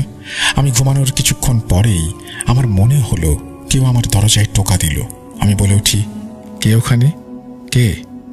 কে ওখানে? কিন্তু কেউ কোনো সাড়া দেয় না। অতঃপর আমি যেই আবার নিদ্রায় আচ্ছন্ন হলাম, তখন আমি বুঝতে পারলাম আমার দরজার সামনে কেউ হাঁটা চলা করছে। আমি যেই ঘুমিয়ে পড়লাম আবার দরজায় টোকা দিল। এবার আমি উঠে দরজা খুললাম, কিন্তু কাউকে দেখতে পেলাম না। তখন আমি ভেবে নিলাম হয়তো 3 জনের কেউ আমার সাথে মজা করছে। তাই আমি রাগ করে আমার রুমের দরজা আটকিয়ে ঘুমিয়ে পড়লাম। কিন্তু সারা রাত এইভাবেই আমাকে বিরক্ত করছিল। পরের দিন সকালে আমি বাকি 3 জনকে ডেকে জিজ্ঞাসা করলাম এই কাজটি কে করেছে, কিন্তু কেউই স্বীকার করল না। সেদিন আবার রাতের খাবার খেয়ে যে যার মতো রুমে চলে যাই। আমি আমার রুমে গিয়ে মোবাইল ইউজ করতে থাকি। আনুমানিক রাত 2টার পরে আমি বুঝতে পারি আমার রুমের দরজার সামনে কেউ দাঁড়িয়ে আছে। যখনই বুঝতে পারলাম অমনি 2টি টোকা দিল। সাথে সাথে আমি বলে উঠি, কে ওখানে? কিন্তু কেউ কোনো কথা বলছে না, চুপ করে আছে। তো আমি অত গুরুত্ব না দিয়ে মোবাইল চালাতে মগ্ন হলাম। আবার হঠাৎ 2টো টোকা দিল। আমি যেহেতু ম্যাট্রেসে ঘুমাই, তাই এই কাজটি কে করছে তা দেখার জন্য হালকা সরে গিয়ে দরজার নিচ থেকে তাকাই। হালকা আলোতে দেখতে পাই লোমযুক্ত 2টি পা। সেই পা দুটিতে লোহার শিকল দিয়ে বাঁধা। আমি আমার চোখের ভুল ভেবে দরজা খুলে দেখতে চাইলাম। দরজা খোলার শব্দ পেয়ে মনে হলো কেউ আমার ঘরের এক পাশ থেকে অন্য পাশে দৌড় দিল। দরজা খুলে আমি কিছুই দেখতে পেলাম না। তাই আমি প্রত্যেকের রুমে গিয়ে তাদেরকে জাগিয়ে তুলি। তারপর তাদের পা লক্ষ্য করতে থাকি, কিন্তু তাদের কারো পাই অমন না। কি হয়েছে সবাই জিজ্ঞেস করলে আমি ব্যাপারটা এড়িয়ে যাই। পরের দিন আমি প্রতিদিনের মতো ঘুম থেকে উঠে ফ্রেশ হয়ে চলে যাই আমার ইউনিভার্সিটিতে। ইউনিভার্সিটি থেকে আসতে আসতে দুপুর গড়িয়ে বিকেল হয়ে যায়। সেদিন বাসায় কেউ ছিল না। আমি দুপুরের খাবার খেয়ে চলে যাই গোসল করতে। আমার রুমে যেহেতু বাথরুম ছিল না, তাই আমি আমার রুমের বাথরুমের ব্যবহার করি। যখন আমি গোসলের জন্য গেলাম তখন ইলেকট্রিসিটি ছিল না, তাই বাথরুম হালকা অন্ধকার ছিল। ভেন্টিলেটর দিয়ে যতটুকু আলো আসার কথা ঠিক ততটুকুই আসছিল। পানির কল ছাড়ার পরেই দেখতে পাই বাথরুমের বাম পাশের দেয়ালের টাইলসের ওপরে একটি অদ্ভুত অবয়ব। সেই দেয়ালে আমার ছায়াও দেখা যাচ্ছিল, কিন্তু অন্যটি কার? সেই ছায়ায় আমি দেখতে পাই 2টি ছোট পা, কিন্তু পায়ের পাতা দুটো বড়, পায়ে শিকল বাঁধা। হাত দুটি তুলনামূলক খুবই বড় এবং নখ আছে। মুখ আছে কিন্তু কোনো চোখ নেই। আমার সামনে যেহেতু কিছু ছিল না, তাই ছায়া বরাবর হাত দিতেই অনুভব করলাম লোমযুক্ত কোনো মানুষকে আমি স্পর্শ করছি। আমি আল্লাহর নাম নিয়ে চিৎকার দিয়ে বেরিয়ে এলাম। আল্লাহর নাম নিতে থাকলাম। এত ভয় আমার আগে কখনোই লাগেনি। আমি বাসা থেকে বের হয়ে বাসার সামনে চলে আসলাম। কিছুক্ষণ পর সবাই চলে আসলো। আমি আমার ভাই এবং 2 রুমমেটকে এই বিষয়টি জানালাম। সবাই আমার ঘটনাটি জানার পরে অতটা গুরুত্ব দিল না। বলল এটা হয়তো মনের ভুল, কাউকেই বিশ্বাস করাতে পারলাম না। এমনকি আমার ভাইও আমাকে বিশ্বাস করল না। আমার নিজেকে খুব অসহায় মনে হচ্ছিল। দুপুরে আমি যেহেতু ভয় পেয়েছিলাম, তাই সেদিন রাতে আমার রুমের দরজা খোলা রেখে শুয়ে পড়লাম ঘুমানোর জন্য। এরপরই আমার জীবনের সব থেকে ভয়ঙ্কর ঘটনাটি ঘটে। মধ্যরাতে জানি না সেদিন কিসের জন্য আমার ঘুমটা ভেঙে গেল। ঘুমের ভেতরে ডান দিক থেকে বাম দিকে চোখ ঘুরাতেই আমি দেখলাম দরজা বরাবর সেই অদ্ভুত অবয়ব। খুবই বাজে চেহারা তার। মুখ দেখে বুঝলাম প্রচুর ক্ষত, চোখ দুটো নেই, সারা শরীরে লোহার পেরেক মারা, শরীরে ও পিঠে পায়ে প্রচুর লোম। কুকুরের মতো বসে আমার দিকে একটি ভয়ঙ্কর দৃষ্টি দিয়ে আছে। কি করলি এটা? কেন করলি? এটা বলেই আমার দিকে এগিয়ে আসছিল। আমি জোরে একটা চিৎকার দিয়ে অজ্ঞান হয়ে যাই। সকালে যখন আমার জ্ঞান ফেরে তখন আমি চারিদিক থেকে আজানের ধ্বনি শুনি। পাশে তাকিয়ে দেখি আমার ভাই ও বাসার অন্য দুই বড় ভাই আমার মুখে পানির ছিটা দিচ্ছে। এরপরে আমার ভাইয়ের কাছে কি হয়েছে জানতে চাইলে তিনি আমাকে বলেন, কাল রাতে হঠাৎ ঘুম ভেঙে যাওয়াতে বারান্দায় দাঁড়িয়ে তিনি সিগারেট খাচ্ছিলেন। সিগারেট খেয়ে আমি বাথরুমে যাই। বাথরুমে ঢুকে হঠাৎ মনে হলো আমার শরীরটা অনেক ভারী হয়ে গিয়েছে। চোখে ঘুম থাকায় আমি ব্যাপারটাকে সাধারণভাবেই নিলাম। একটা কথা, তোর মনে আছে কিছুদিন আগে আমার বাথরুমের আয়নাটি একটি জায়গা দিয়ে ফেটে যায়? সেই ফাটলে আমার হাত লেগে আঙুল কেটে রক্ত বের হয়েছিল। যেহেতু ফজরের আজান আর কিছুক্ষণের মধ্যেই দিয়ে দেবে, আমার চোখে অনেক ঘুম থাকায় আমি মুখে একটু পানি দেওয়ার জন্য বেসিনের সামনে যাই। মুখে পানি দিয়ে আয়নার দিকে তাকাতেই দেখি আমার ঠিক পেছনে আমার মতো হুবহু একজন দাঁড়িয়ে আছে। আমি আয়নার মধ্যে দেখতে পেলাম আমার পেছনে যে দাঁড়িয়ে আছে তার চোখে মুখে ভয়ঙ্কর হিংস্রতার ছাপ। তার মুখ থেকে অনবরত লালা ঝরছে এবং নাক দিয়ে রক্ত গড়িয়ে পড়ছে। তার চোখ দুটি একদম অন্ধকার, মনে হচ্ছে যেন চোখের কোটরে কোনো চোখ নেই। ভয়ে আমার পুরো শরীর ঘামতে থাকে, কিন্তু আমার মুখ দিয়ে কোনো শব্দ বের হচ্ছিল না। হঠাৎ আমার মতো দেখতে সেই অবয়বটি বিশ্রী একটা হাসি দিয়ে ওঠে। আমি সহ্য করতে না পেরে ভয়ে চোখ বন্ধ করে ফেলি আর মনে মনে আয়াতুল কুরসি পড়ার চেষ্টা করি। কিন্তু প্রচণ্ড ভয়ে আমি সবকিছু গুলিয়ে ফেলছিলাম। বারবার চেষ্টা করেও একটুও নড়তে পারছিলাম না। আমার কাঁধের ওপরে একটা গরম নিঃশ্বাস পড়তে থাকে। এইবার আর কোনো সন্দেহ থাকলো না যে আমি যেইটি আয়নায় দেখেছি সেই অবয়বটি একদম আমার পেছনেই দাঁড়িয়ে আছে। আমি শুধু ভয়ে চোখ বন্ধ করে আল্লাহ আল্লাহ করছিলাম। ঠিক সেই মুহূর্তে আজানের ধ্বনি ভেসে আসলো এবং কোণের কাছে পেছন থেকে সেই অবয়বটি ফিস ফিস করে কিছু একটা বলে চলে গেল। ঠিক তখনই তোর চিৎকার শুনে আমি স্বাভাবিক হই আর বাথরুম থেকে বেরিয়ে সবাইকে ডেকে এনে তোর রুমে নিয়ে যাই। তুই তখন অজ্ঞান হয়ে আছিস। এরপরে আমরা আমাদের বাসায় এই ঘটনা জানালে আমাদের অতি দ্রুত বাড়িতে চলে যাওয়ার জন্য বলা হয়। আমরা ওই দিন সকালেই সবকিছু গুছিয়ে বাড়ির উদ্দেশ্যে রওনা হই। বাড়িতে যাওয়ার সময় আমাদের দুজনেরই জ্বর ছিল। পরে আমাদের এলাকার মসজিদের ইমামকে আমাদের দেখানো হয় এবং তিনি পানি পড়া দেন এবং দুজনকে তাবিজ দেন। কিছুক্ষণের মধ্যেই আমরা আল্লাহর ইচ্ছায় সম্পূর্ণ সুস্থ হয়ে যাই এবং বর্তমানে আমরা ভালো আছি। এই ঘটনা কেন আমাদের সাথে ঘটল সেই উত্তর এখনো জানতে পারিনি। কেউ এ ব্যাপারে কিছু জানলে অবশ্যই আমাদের জানাবেন।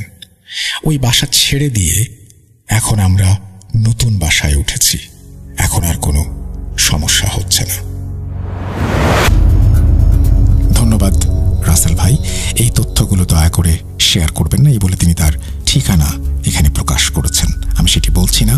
আপনাকে অসংখ্য ধন্যবাদ আমাদের সাথে আপনার এই ঘটনাটি শেয়ার করার জন্য। আমরা চলে যাব আমাদের পরবর্তী ঘটনায়।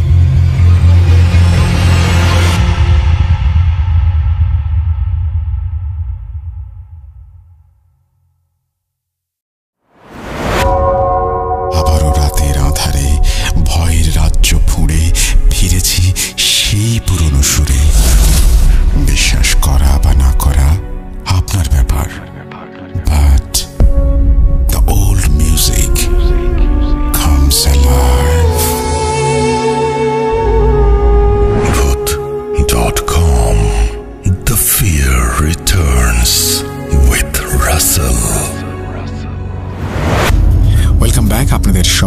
স্বাগত জানাচ্ছি আমি রাসেল। আশা করছি আপনারা সবাই ভালো আছেন এবং ভালোর দলে আছেন। আমিও ভালো আছি এবং ভালোর দলে আছি। আর বড় একটা ঘটনার পরে আমরা এখন চলে যাব একটা অডিও ক্লিপে। আশা করছি এই অডিও ক্লিপটিও আপনারা শুনবেন। যদি ভালো লাগে অবশ্যই আমাদের জানাবেন। চলুন শুরু করা যাক।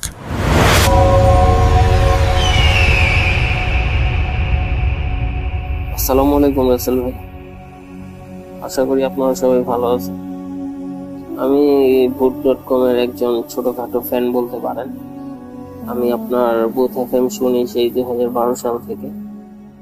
তো মাঝখান দিয়ে কিছুদিন শোনা হয় নাই, তারপর আবার যখন আপনি ভূত.com শুরু করেন তখন থেকে আবার নিয়মিত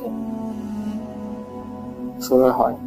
তো অনেকদিন যাবৎ ভাবতেছি একটা ঘটনা পাঠাবো কোনোভাবে পাঠানো হচ্ছিল না। তো ফাইনালি আজকে ঘটনাটা রেকর্ডিং করে আপনাকে পাঠাবো। তো আমি কথা না বাড়িয়ে আমার ঘটনায় চলে যাই। আমার ঘটনাটা হচ্ছে আমার এক বড় ভাইয়ের সাথে।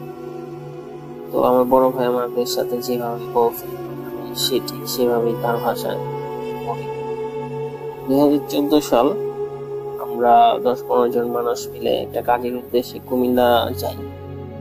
তো কুমিল্লা বিশ্ব রোড থেকে আমরা যে গ্রামের উদ্দেশ্যে যাই সেই গ্রামটার নাম বলি, যদিও ওইখানে আমার পরিচিত কেউ নেই। তো বললেও হয়তো আমাদের কেউ চিনবে না তেমন একটা। ওই গ্রামটার নাম হচ্ছে কিংবামিশা। তো ওই গ্রামটা খুবই ফেমাস কুমিল্লার মধ্যে। কিংবামিশা গ্রামে আমরা যাই যে কোনো একটা কাজের উদ্দেশ্যে। তো ওইখানে যাওয়ার পরে আমরা একটা বাসায় উঠি। তো যার কাজে যাই সে আমাদের একটা বাসা ঠিক করে দেয়। সেই বাসাতে আমরা উঠি। এই গ্রামটার কিছুটা বিবরণ দেই, তাহলে হয়তো অনেকে চিনবে যারা। ওই গ্রামটায় 2টা মসজিদ আছে, যেটা আমার কাছে খুবই আশ্চর্যজনক লাগছে। একটা হচ্ছে কুমিল্লার মসজিদ, একটা হচ্ছে আওয়ামী লীগের মসজিদ, আর একটা হচ্ছে বিএনপির মসজিদ। তো আমরা যে বাসাটায় ছিলাম সেটা ছিল বিএনপির মসজিদের আশেপাশে। তো আমরা সেখানে কাজ করতেছি। তো হঠাৎ নারায়ণগঞ্জ থেকে আমাদের একটা বড় ভাই আমাদের উদ্দেশ্যে কুমিল্লা আসবে। তো উনি আমাদের ফোন করে জানায় যে উনি 7টা-8টার দিকে রওনা দিছে। তো আস্তে আস্তে হয়তো 12টা কি একটা বাজতে পারে। তো আমরা তারে যেখানে উনি আসবে সেই লোকেশনটা পাঠাই দেই। তো মাঝে সাঝে ফোনেও কথা হয়, ওনার চিনার সুবিধা পরে উনি আমাদের পাঠানো যে লোকেশন সেখানে আসার পরে যে বিএনপির মসজিদ, এই মসজিদটার এখানে উনি এসে দাঁড়ানোর পরে আমাদের বলে যে ভাই আমি তো এসে পড়ছি, তো তোমরা এসে আমাকে নিয়ে যাও। তারপরে আমরা ফোনে বলি যে ভাই আপনি ওইখানে ওয়েট করেন, আমরা আসতেছি।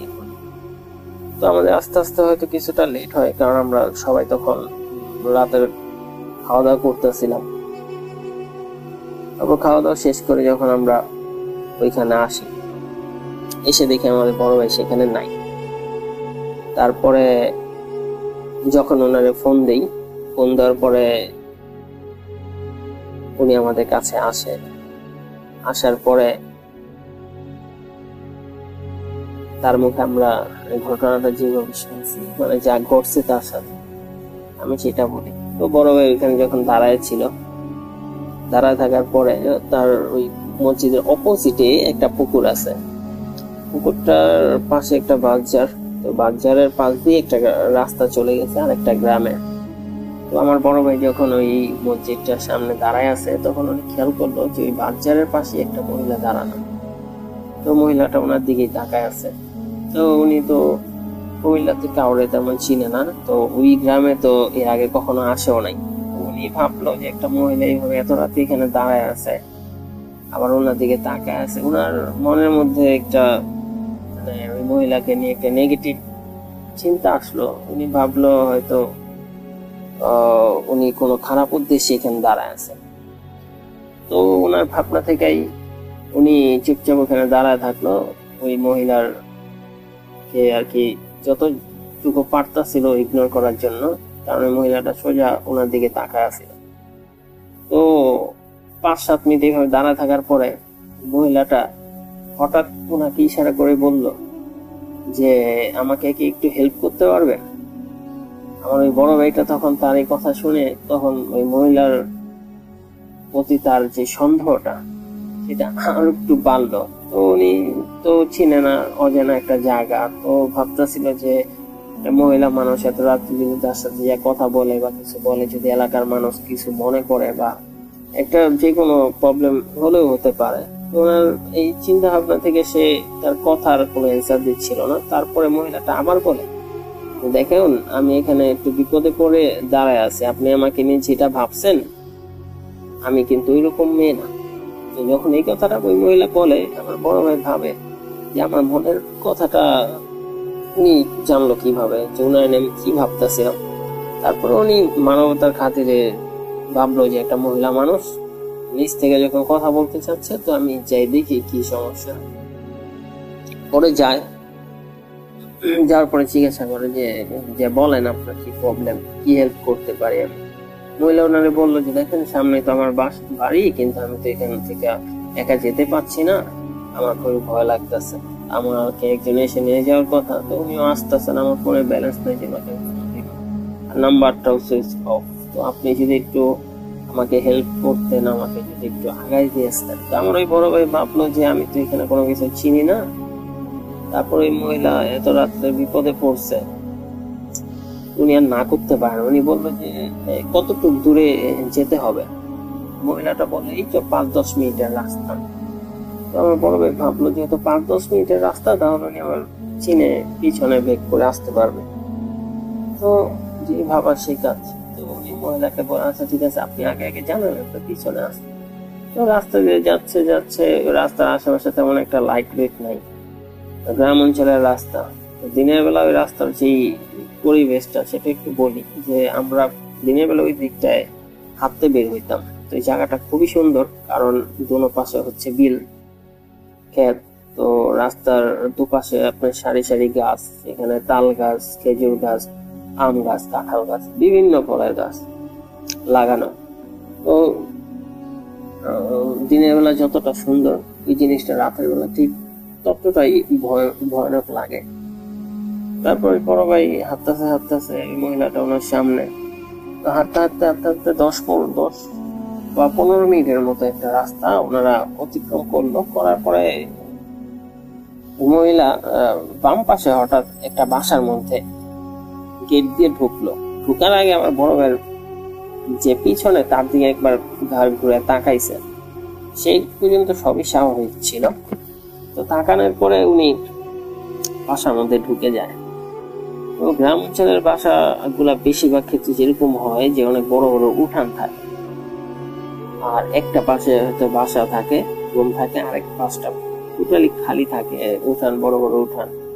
তো ওই বাসাটাও সেম এরকমই ছিল। তো আমার বড় ভাই ভাবলো যে এত রাত পর্যন্ত যেহেতু ওনাকে এতটুকু আগায় দিতে পারছি, তো আমি আরেকটু ভালোভাবে খেয়াল করে দেখি যে উনি অ্যাকচুয়ালি রুমে ঢুকছে।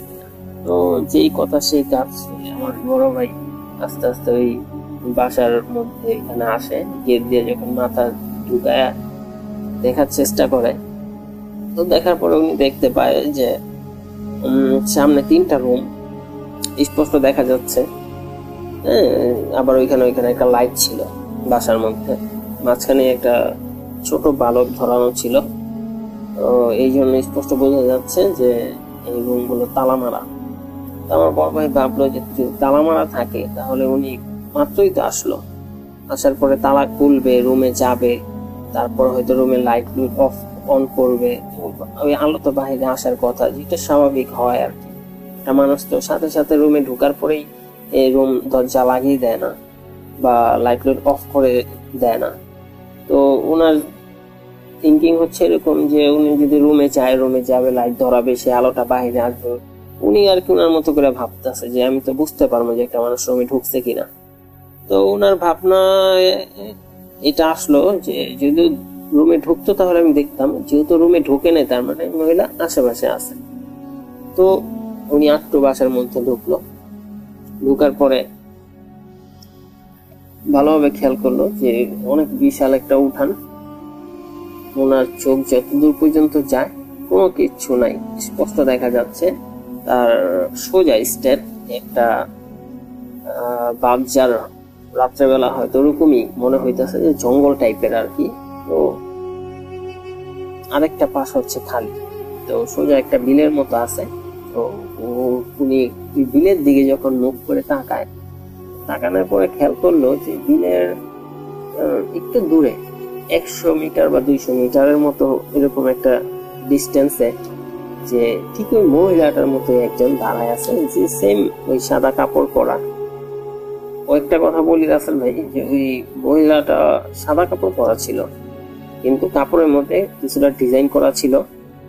ডিজাইনটা আমার বড় ভাই দেখছে এই জন্যই যে আপনার উনি ওনার পিছনে যখন মোবাইলের ফ্ল্যাশ মার্ক মেরে মেরে যাচ্ছিল তখন আর কি কিছুটা বুঝতে পারছে যে এটা ঠিক ওইরকম সাদা কাপড় না, আমরা যেরকম দেখি কাপড়ের মতো ঠিক ওরকম না, সাদার মধ্যে ডিজাইন ছিল আর কি। তো উনি বুঝতে পারে যে এই বিলের ওইখানে এত দূরে তুই মহিলাটাই দাঁড়ায় আছে। তো এতক্ষণ পর্যন্ত সবকিছু স্বাভাবিক ছিল ওনার কাছে। তারপর যখন উনি দেখলো যে 1 মিনিটের ব্যবধানে একটা মানুষ এত দূর অব্দি কিভাবে চলে যায়, আবার ওনার দিকে তাকায় আছে, উনি এই জিনিসটা যখন ভালোভাবে খেয়াল করলো তখনই তার মাথায় ভয়টা ঢুকলো আর কি। উনি ভাবলো যে আমি হয়তো ভুল কোনো কিছু এইখানে এসে বসে। তো ওনার মধ্যে তখন ভয়টা কাজ করলো। কাজ করার পরে উনি সাথে সাথে আমাদের ফোন দেয়। ওরা আমরা তো যতটুকু পারি রাস্তার আগে আসার পরে আমরা ওনারা বলি যে ভাই আপনি তো এমনিতে জায়গা চিনেন না, তারপরে আপনি আবার এই দিকে আসলেন কিভাবে, মানে ওইদিকে তো আপনার যাওয়ার কথা না এত রাত্রেবেলা। তারপর উনি আমাদের বলতেছে যে আচ্ছা আগে বাসায় চলো, পরে আমাদের বলতেছে ঘটনা কি হয়েছে। তারপর আমরা ওনারে দেখলাম যে উনি মানে দৌড়ে আসছে, তো ঘুমে একাকার একটা আতঙ্ক কাজ করতেছে ওনার মধ্যে, মানে শরীর হাত পা হয়তো কাঁপতেছে এরকম। পরে আমরা উনি নিয়ে বাসায় যাই। বাসায় যাওয়ার পরে উনি ফ্রেশ হওয়ার পরে খাওয়া দাওয়া করার পরে যখন উনি জিজ্ঞাসা করি যে ভাই আপনি এত রাত্রিবেলা ওই দিকে কেন গেলেন, আপনার তো এখানে চেনার কোনো কথা না, ওই দিকটা অন্তত না। পরে উনি আমাদেরকে পুরো ঘটনাটা বলল। তো ঘটনাটা আমাদের বলার পরে যখন আমরা সবার উদ্দেশ্যে ঘুমানোর জন্য বলি, তো আমরা সবাই ঘুমিয়ে পড়ি। তো তখন কটা বাজবো, রাত্রে 3টা বা 4টা হবে। উনি মাত্রই ঘুমাইছে, যেহেতু অনেক রাত করে আসছে। তো খাওয়া দাওয়া করতে করতেই রাত্রে 2টার মতো বেজে গেছে। তারপর হয়তো 1 ঘন্টা ঘুমাইছে, এর মধ্যে উনি চিৎকার দিয়ে ওঠে। তো ওনার চিৎকারে তো আমাদের সবাই ঘুম ভেঙে যায়। তো আমরা লাইট ধরানোর পরে তারা জিজ্ঞাসা করি যে ভাই কি হয়েছে, চিৎকার দিলেন কেন? তখন উনি বলতেছে যে ভাইয়া আমি তোমাদের যে ঘটনাটা বললাম মহিলাটাকে নিয়ে, সেই মহিলা তো আমার স্বপ্ন আসছে। আমরা তো কৌতূহল বশত তারা জিজ্ঞেস ভাই কি স্বপ্ন দেখলেন? উনি আমাদের বলল যে আমি যে মহিলাটাকে আগায় দিয়েছি তার চেহারা তো স্পষ্ট আমার মনে আছে, কারণ তার আমি দেখছি সামনাসামনি। তারপর সে আমার স্বপ্নে আসলো, এসে আমাকে বলতেছে যে আমার বাসা পর্যন্ত আগায় দিছেন, এর জন্য আপনাকে ধন্যবাদ। আমি আরেকটু খুশি হইতাম যদি আপনি আমার সাথে আরেকটু আমার কাছাকাছি এসে আমার সাথে দেখা করে যেতেন, তাহলে আপনার জন্য আমার কাছে একটা ছোট গিফট ছিল, আমি সেই গিফট আপনাকে উপহার হিসেবে দিতাম। এটা বলে নাকি তার স্বপ্নের মহিলাটা হাসি দেয়, রহস্যজনক হাসি দেয়। আর সেই হাসিটার মধ্যে নাকি একটা অন্যরকম ভয় ছিল, যেটা উনি বলে। এটা দেখে উনি অনেক ভয় পায়, তো ভয় পেয়ে আর কি চিৎকার দিয়ে ওঠে। তো এই ছিল রাসেল ভাই ওনার ঘটনা, যেটা উনি শেয়ার করছে আমাদের সাথে। তো যদি ভালো লাগে অবশ্যই ঘটনাটা শেয়ার করবেন লিসেনারদের সাথে। আর যদি এই ঘটনাটা সিলেক্টেড হয় তো আমার কাছে আরো অনেকগুলা ঘটনা আছে, ওই ঘটনাগুলাও আমি নেক্সট টাইম পাঠানোর চেষ্টা করব। সবাই ভালো থাকবেন। আসসালামু আলাইকুম। আমি স্বামী, বলছি না আমি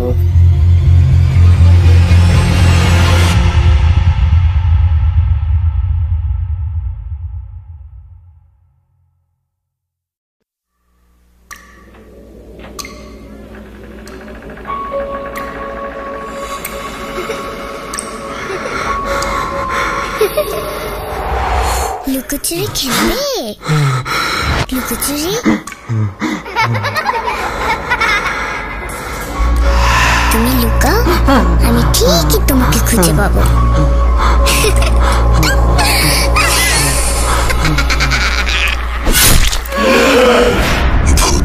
Voot.com with Russell. আরও একবার আপনাদের সবাইকে স্বাগত জানাচ্ছি। আমি রাসেল। আশা করছি আপনারা সবাই ভালো আছেন এবং ভালোর দলে আছেন।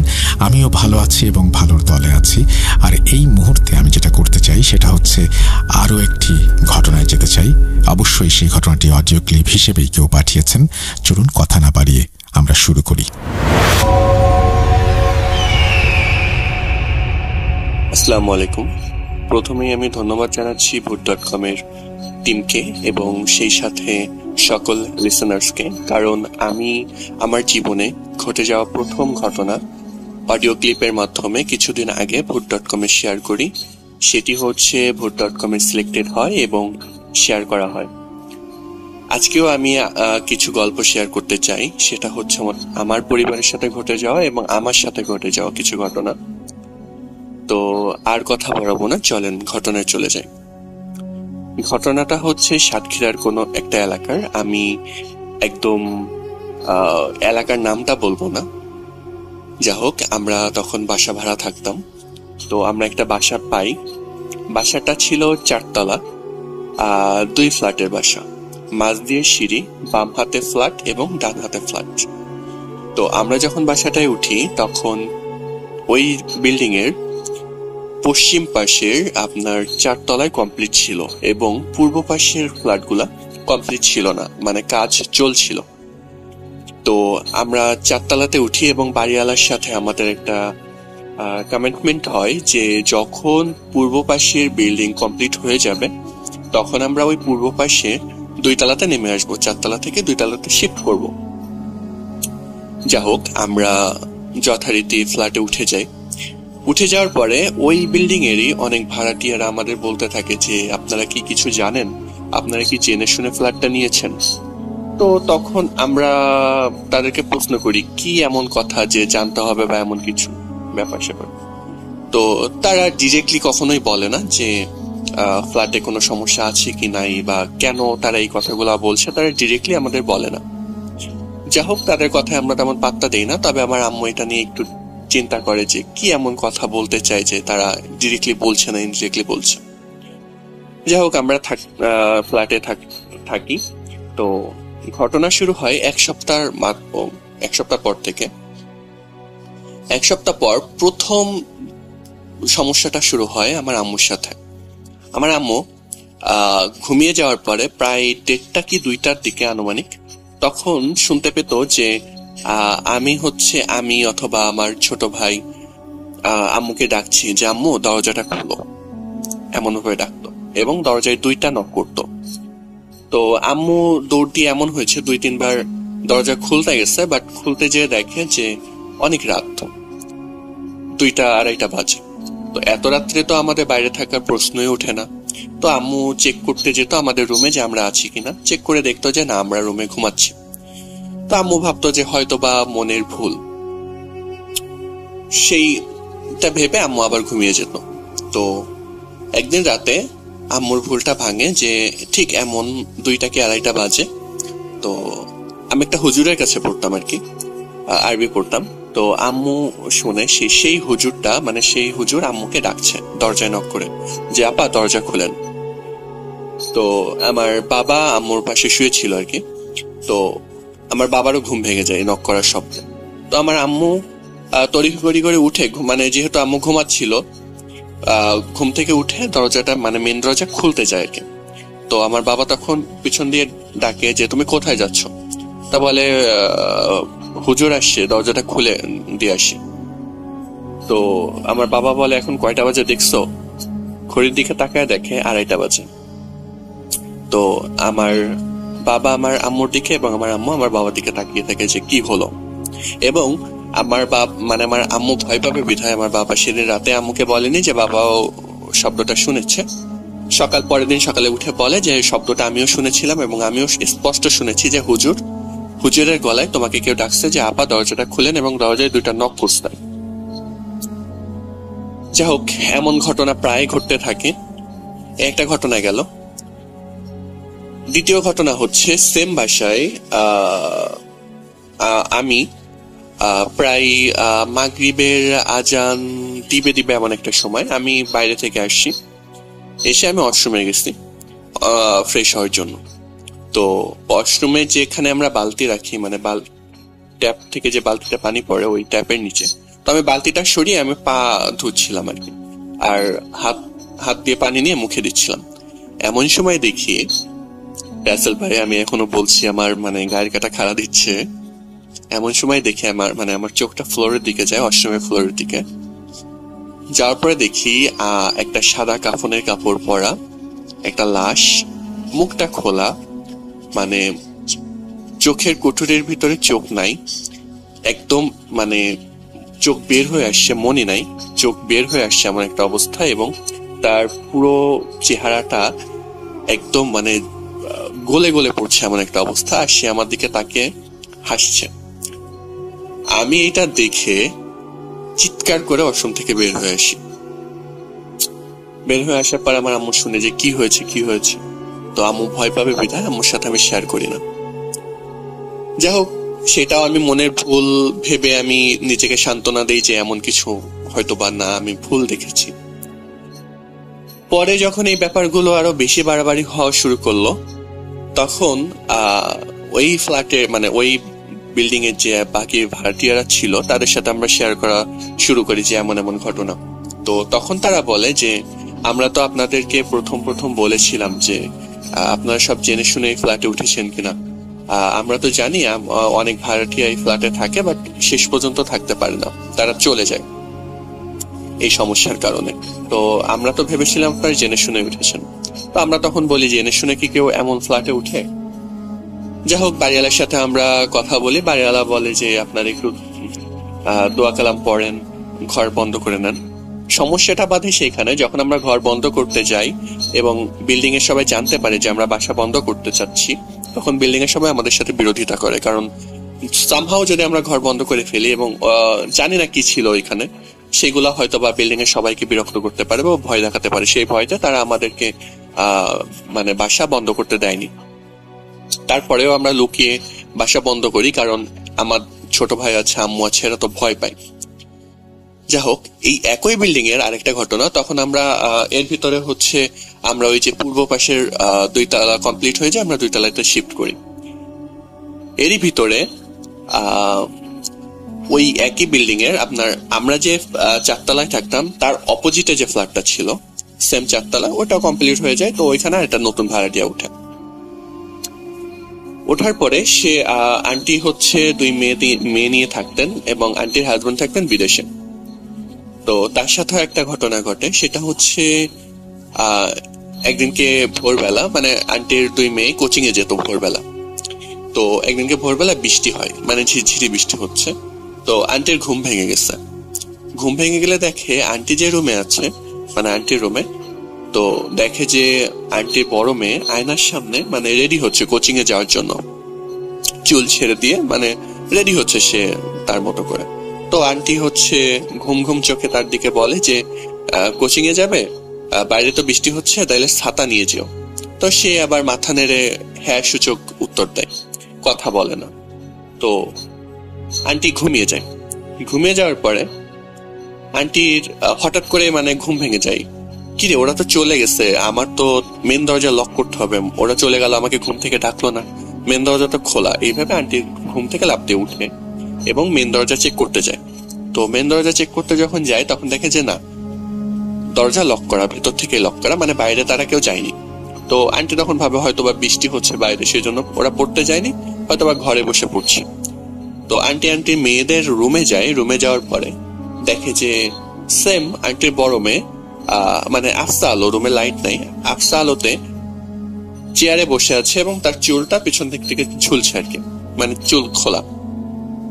তো আন্টি ভাবে যে হয়তো বা যেহেতু পড়তে যায়নি, হয়তো বা টেবিলে বসে পড়ছে বা এমন কিছু। আন্টি অত মাথায় অত কিছু নেয়নি। আন্টি আবার মানে ঘুমাতে চলে যায়। তো আন্টি যখন শুয়ে পড়ে তখন আন্টির চোখটা যায় আন্টির মানে রুমে যে ওয়াল ঘড়িটা ছিল ওইটার দিকে। তো আন্টি তখন দেখে 2:30 বাজে। তো আন্টি তখন মানে লাফ দিয়ে আবার উঠে বসে, কি ব্যাপার এখন 2:30 বাজে, আমার বড় মেয়ে হচ্ছে কোচিং এ যাওয়ার জন্য রেডি হলো, বাট কোচিং এ গেল না, আবার চেয়ারে বসে আছে, কি সমস্যা? আন্টি আবার আন্টির মেয়ের রুমে যায়, মেয়ের রুমে লাইট দিয়ে দেখে যে 2জন মেয়ে ঘুমাচ্ছে, এবং মানে তাদের ঘুমটা, তারা রাতে যেমন ভাবে ঘুম পড়েছে তেমনই, মানে এর ভিতরে উঠলে তো বোঝা যায় যে তারা ঘুম থেকে উঠে যাবে, এমন কিছুই না। তো আন্টি তখন মানে খুবই ভয় পায়, এবং এটা হচ্ছে আমাদের সবার সাথে শেয়ার করে যে এমন এমন হয়েছে। এর ভিতরে তার সাথে অনেক ঘটনা ঘটেছে, সেগুলো সময় পেলে অন্য সময় শেয়ার করব। তো এই ছিল আজকের ঘটনা। সিলেক্টেড হলে অবশ্যই আমাকে জানাবেন, এবং আমার ইচ্ছা আছে ভবিষ্যতে কখনো যদি সুযোগ পাই আমি ভূত.com এসে সরাসরি স্টুডিওতে ঘটনা শেয়ার করব। আমার কাছে একটা অনেক বড় ঘটনা আছে, যেটা হচ্ছে আমি অনেক পরে শেয়ার করব ইনশাল্লাহ। তো যা হোক, সবাই ভালো থাকবেন, আমার জন্য দোয়া করবেন, ভূত.com এর পাশে থাকবেন। আল্লাহ হাফেজ।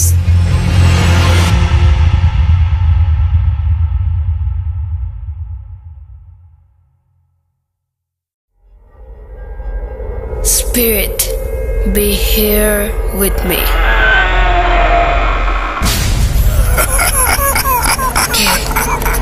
¿Qué তুমি? Bhoot.com. The fear returns with Russell.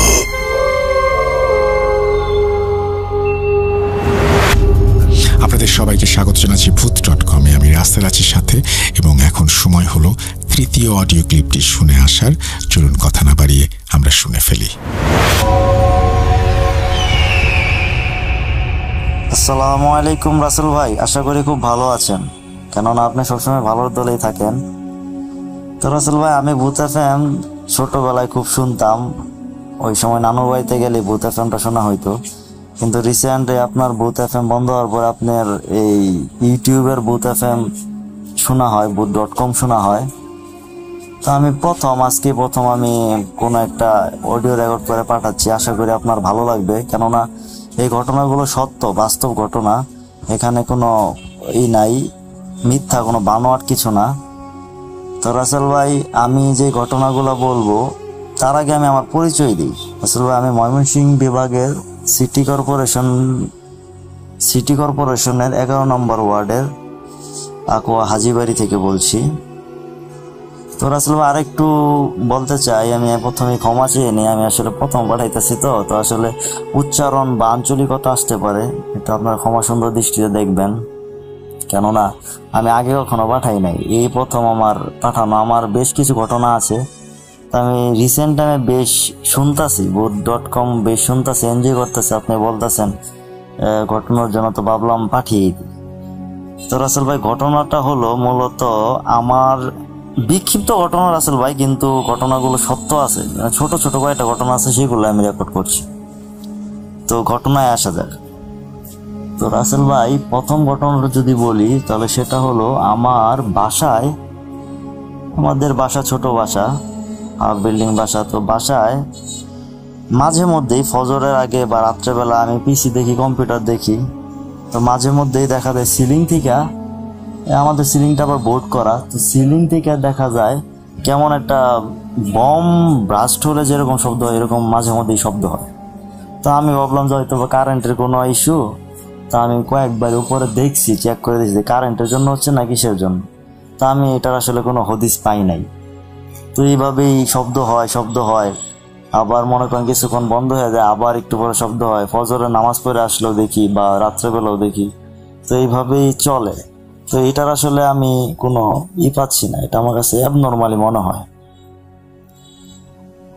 তো এই যে কাহিনী, কিন্তু এটা এখনো চলছে, কিছুদিন আগেও হয়েছে শব্দ, কিন্তু মাঝে মধ্যে হয়, আবার মনে করেন 2-1 দিন হয়, পর আবার বন্ধ, পরে আবার হয়, এরকম করে বিগত 2-3 বছর ধরে হচ্ছে। কিন্তু এটার আমি এখনো কোনো এটার সদুত্তর বা যে আপনার আসল কারণটা খুঁজে পাচ্ছি না। আপনারা কেউ যদি কোনো কিছু বুঝেন বা কোনো ধারণা দেন, তাহলে আমি সেটি পেলে একটু খুশি হব।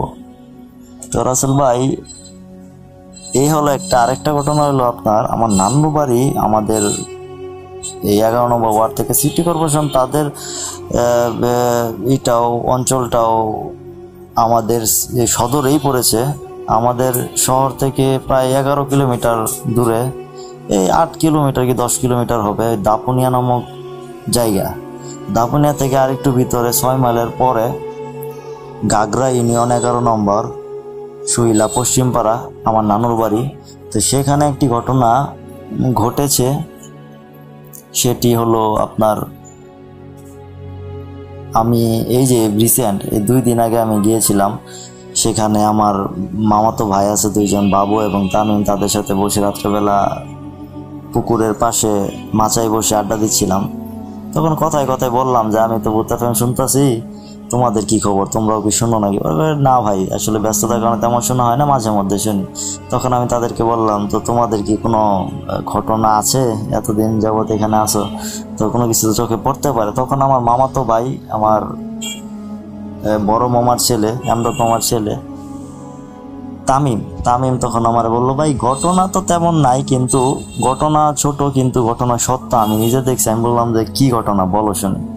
তখন তামিম আমাকে বলল যে এখানে বলে রাখা বলো রাসেল ভাই, তামিমের দাদু আবার দাদা নানা ছিল আপনার কবিরাজ, বুঝছেন? তো তামিমের নানা ছিল কবিরাজ, তার নাম ছিল গাদু মৌলভী। তিনি খুব বিখ্যাত ওই পার্শ্ববর্তী গ্রাম গোপালনগরের। তো এখানে যারা আছেন তারা হয়তো বা চিনবেন, গাদু মৌলভী খুব নাম করা কবিরাজ ছিল, তার নানা ছিল গাদু মৌলভী। তো তামিম ছোটবেলায় ওইখানেই থেকে বড় হয়েছে, পরে আপনার 2-3-তে হয়তো বা 2-3 এরকমই ওই সময় পরে এখানে আমাদের নানুর বাড়িতে, দাদার বাড়িতে চলে আসে, নানার বাড়িতে এসে বড় হয়েছে। তো ওখানে তার নানা মারা যাওয়ার পরে সে বেশ কিছু বাস্তব কিছু অনুধাবন করেন। যেমন আপনার ঘুমায় আছে, এটা তামিমের ভাষ্য মতে, তামিম আমারে বলছিল যে ঘুমায় আছে, তো ঘুম হঠাৎ 3টার দিকে ভেঙে গেছে মধ্যরাতে। তখন বাইরে জানালা করে তাকিয়ে দেখে মেয়ের অবয়বে সাদা কি যেন দাঁড়ায় আছে, তখন তাড়াতাড়ি জানালা বন্ধ করে সে ঘুমিয়ে যায়। আবার আপনার দেখেন বাইরে দূরে ছায়ার মতো কালো যেন কি আছে, তখন সে ছোট, কিন্তু এগুলো সে বাস্তব নিজে দেখেছে। এগুলো রাসেল ভাই কোনো বানোয়াট না, সত্য ঘটনা রাসেল ভাই। তো তারপরে সে এরকম, তারপরে তার নানাও ছোটবেলা তার সাথে মজা করে বলতো, কিরে তুই কি কবিরাজ বিদ্যা শিখবি বা এরকম অনেক কিছু বলতো তাকে। তখন তো সে ছোট, আর তার নানার ব্যবহৃত কবিরাজি বিভিন্ন বই টই বেশ অনেক দিনই ছিল, এখনো আছে, কিন্তু এখন কই আছে তামিমের জানা নাই। তবে সেই কবিরাজের বইগুলা আছে সম্ভবত। এছাড়াও তামিম বিভিন্ন সময় বিভিন্ন কিছু, কারণ তার নানা ওই প্রেক্ষিতে ওইখানে থাকা হয়েছে, এবং তাদের নানুর বাড়ি এরিয়াটাও আপনার আমি গেছিলাম, ওইখানে এরিয়াটা জঙ্গল অন্ধকার। একটু আপনি যদি যান বা আপনি যদি দেখেন তাহলে আপনি বলবেন যে আসলে এটা আসলে একটু ভয়ঙ্করই লাগে। সাথে পুকুর, নারিকেল খাওয়া হয়েছে, নারিকেল গাছ, পুকুর, ডোবা, অন্ধকার জঙ্গলের মতো। আসলে ওদের বাড়িটাও পুরানা, তো এরকম একটা পরিবেশ। তো এছাড়াও তামিমের বেশ কিছু ঘটনা আছে এরকম, সে দেখছে বন্দে মাছ ধরতে গেছে, তখন যায় দেখে বন্দের মধ্যে মাছ ধরতে গেছে, এই দূরে জঙ্গলের মধ্যে যেন কেমন কিরকম শব্দ হচ্ছে এরকম ঘটনা, বা পাশের পুকুরে কি যেন ঝাঁপ দিয়া পড়ছে এরকম ঘটনা সে প্রায়ই দেখছে, কারণ গ্রামের ছেলে বুঝেন মাছ টাছ ধরে, তো এরকম দেখা হয়েছে তার। এছাড়া রাসেল ভাই ওই যে আরেকজন মামাতো ভাই আছে, তার ঘটনাটা বলি। এটা কিন্তু রাসেল ভাই বেশি দিন আগের না, এই যে কালকে আমি আসছি নানু বাড়িতে, কালকে আসি, পরশু দিন রাত্রেবেলা কারেন্ট চলে গেছিলো, ওখানে বসছিলাম, তখন এই 2 ভাইয়ের সাথে কথা বলছি। তো পরে ওই ভাই যে বললো বাবু, সেও আমার বড় মামার ছেলে, আতিক মামার ছেলে বাবু, সে আমাকে বললো, আমি জিজ্ঞাসা করলাম তোমার কি ঘটনা আছে বলো, তুমি তো দেখতেই পারো জিন আছে, এটা কোরআনেও আছে, দেখতেই পারো বাবু, তুমি বলো তোমার এই পর্যন্ত তুমি কি কোনো কিছু দেখছো নাকি? ভাই দেখছি তো কিছু কিছু, কিন্তু ছোট, কিন্তু আসলে সত্য বলা কিন্তু ছোটই হয় রাসেল ভাই, এত ভয়ানকভাবে এত কিছু হয় না। তো বাবু আমাকে বললো যে আমি দেখছি, আমি যখন এই 5-7 বছর 8-10 বছর আগে আমাদের পুরান টয়লেট ছিল রান্নাঘরের পিছনে এই বাসজারের সাথে, তো ওইখানে নাকি সে গেছে, তখন দেখে বাথরুম থেকে বের হয়ে দেখে জঙ্গলের দিকে কি যেন ছায়া মূর্তি এরকম লম্বা হয়ে দাঁড়ায় আছে, বা আপনার বিভিন্ন জায়গায় ওইদিকে আবার খেয়াত ছিল, ওইখানে কিরকম শব্দ শেয়ালের মতো কিরকম ভয়ঙ্কর একটা সিচুয়েশন। পরে আবার আপনার ওই খাসি বা ওই পাঠা বলি আমরা আঞ্চলিকভাবে, সেগুলোর যে গন্ধ, এরকম গন্ধ বাইসে আসা, এরকম ছোট ছোট দেখা হয়েছে। বা বাজার থেকে আসার সময় বাবু দেখছে ওই ভাসজার আপনার সামনে ঝিকা পড়তেছে। এছাড়া মনে করেন আমাদের ওইখানে পুকুরের পাশে ওইদিকে একটা ওই জায়গাটা নিয়ে অনেকের অনেক মত আছে, ওই জায়গা দিয়ে গেলে নাকি মাছ টাছ নিয়ে গেলে, এগুলো যে ঘটনা শুনি রাসেল ভাই, এগুলো আসলে সত্য, বিভিন্ন গ্রামে হয়, আমাদের এখানে হয়েছে। মাছ নিয়ে গেলে আপনার দেখা গেছে যে বাঁশ নামায় দিতেছে, পরে আবার কিছুক্ষণ অপেক্ষা করলে হয়তো বা একটু কিছু কথা বললে তারপরে নাকি বাঁশ আবার উঠা যায়, এরকম জায়গা আছে। আবার ওই জায়গায় আপনার খেজুর গাছ ছিল অনেক মাথার, এটা আম্মার মুখে শুনছিলাম আমার নানু বাড়ির। আবার ওইদিকে একটা তাল গাছ ছিল, ওইখানেও অনেক সময় অনেক কিছু হয়েছে। আবার জনমুখে কথা আছে যে আপনার ওই তাল গাছটা যে ছিল ওইটা ঠাডা পড়ে মরে গেছে, ঠাডা পড়ে আসলে গাছটা নষ্ট হয়ে গেছে, একদম চির হয়ে গেছিল অনেকদিন আগে, 10-15 বছর আগে। তো তখন নাকি ওই নিয়ে নাকি ল্যাংড়া শয়তান থাকতো। তো ল্যাংড়া শয়তান এটাও আপনার একটা কথা আছে, যেমন ল্যাংড়া শয়তান তখন এটা আম্মুর মুখে শুনছিলাম যে আম্মুর দাদা আমার বড় বাবা ওই জবান আলী মণ্ডল, উনি আবার মণ্ডল ছিলেন, বিচার আচার করতেন গায়ের, তো উনি খুব প্রভাবশালী ছিলেন। তো ওই জবান আলী মণ্ডল উনি করছে কি, উনি নাকি ওই শয়তানকে বাড়ি মেরা ঠ্যাং ল্যাংড়া করে দিয়েছে, এরকম জনমুখে আছে। সত্যটা কতটা আমি ঠিক জানি না, তবে ওই বড় আব্বা উনি আসলে শয়তান নাকি দেখছে, এটা আমার আম্মু বলছে, আম্মুরা শুনছিল তখন, আম্মুর দাদা মানে আমার বড় বাবা। তো এরকম ঘটনা আছে।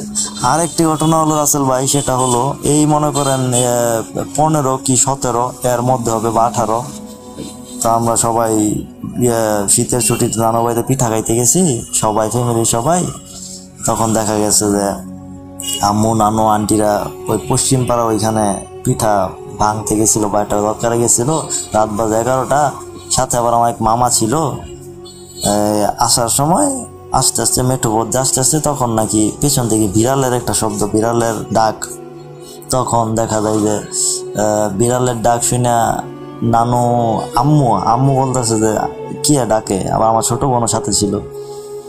তখন নানু বলে যে তোমার পিছনে তাকায়ও না, কিছু একটা হইতে পারে, কারণ ওইদিকে কবরস্থান ছিল, জিনের উপদ্রব থাকতেই পারে, কবরস্থানে থাকতেই পারে। তো পিছনে আরো ওইখানে ফাঁসিও নিয়েছিল, ওইখানে কবর টবর ছিল, ওইখানে তাল গাছ ছিল, খেজুর গাছ ছিল। তো আগে আসতেছিল, তখন ওই মামাদের সাথে গেছিল, মামা বলছে যে আফা আপনারা তো পিছনে তাকায়েন না, মামার নাম ছিল মুফাজ্জল, তাকায়েন না, সোজা আসেন। তারা নাকি সোজা আসছে, কিন্তু শব্দ শুনে বুঝছে যে এটা একটা বিড়াল। তো এইভাবে তারা আসলো, তখন তারা বললো। আবার আরেক সময় দেখা গেছে আম্মু নানু বাড়িতে 11টার দিকে মাংস টাংস বা কোনো কিছু রান্না করতেছে, যে পিছন থেকে আবার মামিও ছিল, পিছন থেকে নাকি কিরকম একটা গন্ধ আসে। এই যে আপনার বললাম বাবু দেখছিল গন্ধ পাইছিল, ওই জায়গাটা থেকে একটা গন্ধ আসে, খাসির গন্ধ বা পাঠার গন্ধে যেরকম মাংসের গন্ধ বা শরীরের গন্ধ থাকে ওইরকম গন্ধ আসতেছে, এরকম আম্মু দেখছে, শুনছে। ভয়ে পরে মামি বেরিয়ে আসে বলছে, আম্মু পরে আসে বলছে ও মাছ ভাজছিল, ওই দিন মাছ ভাজতেছিল, বুঝছেন, মাছের জন্য এরকম গন্ধ, এটা হয় ওইখানে প্রায়ই শোনা যায়। তো রাসেল ভাই আম্মু পরে চলে আসছে। এছাড়া রাসেল ভাই আরেকটা ঘটনা আছে, সেটা হলো ওই নানু বাড়িতেই। ঘটনাটা হলো আপনার যে আম্মু যাচ্ছে, যাওয়ার পরে ওই মেঠো পথ দিয়ে যাচ্ছে, যাওয়ার পরে হঠাৎ দেখে যে ওই আপনার পিছন থেকে আম্মুর প্রতিবেশী বোন থাকে না, ওইরকম কেউ একজন ডাকছে। তো আম্মু মনে করছে যে ওই লুৎফা না শিরিন ডাকছে, তো আচ্ছা তাকাইছে, দেখে যে কেউ নাই, কিন্তু আম্মু সত্যই শুনছে। ওই আপনার বিকাল সন্ধ্যার আজান দিচ্ছে এই টাইমে, বা সন্ধ্যার আজানের আগ মুহূর্তটা, দেখে যে নাই। তো বাড়িতে এসে সবাই আমাদেরকে বললো, আমরা শুনলাম। তো এইভাবে শুনছি। এগুলো কিন্তু রাসেল ভাই একদম সত্য ঘটনা, ছোট ছোট হইতে পারে কিন্তু সত্য ঘটনা। জানি না এটা কি সিলেক্ট হবে কিনা, সিলেক্ট হলে খুব খুশি হবো রাসেল ভাই। এটা আসলে পরীক্ষামূলকভাবে দিচ্ছি, আসলে আপনি সিলেক্ট করলে একটু উৎসাহ পাবো। তো আশা করি পরবর্তীতে আরও ওইখানে নানু বাড়ির রিলেটেড অনেক ঘটনা আছে, ওই মামাদের কাছ থেকে শুনে আমি ইনশাল্লাহ আপনাকে পাঠাবো। আশা করি আপনি ঘটনাটি bootfm.com আপনি রিলিজ করবেন আশা রাখছি। এবং শ্রোতারা আসলে জানি না কতটা ভালো লাগবে, কিন্তু এগুলো সত্য ছোট ছোট ঘটনা, আশা করি আপনি প্রকাশ করবেন। আর আরেকটা বিষয় হলো রাসেল ভাই, ঘটনাটি যদি সিলেক্ট হয় তাহলে আপনি অবশ্যই আমাকে একটু রিপ্লাই দিবেন।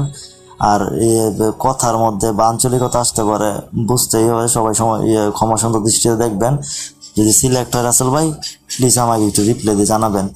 তো রাসেল ভাই, এই ছিল আমার ঘটনা। সবাই ভালো থাকবেন, রাসেল ভাই ভালো থাকবেন। আল্লাহ হাফেজ।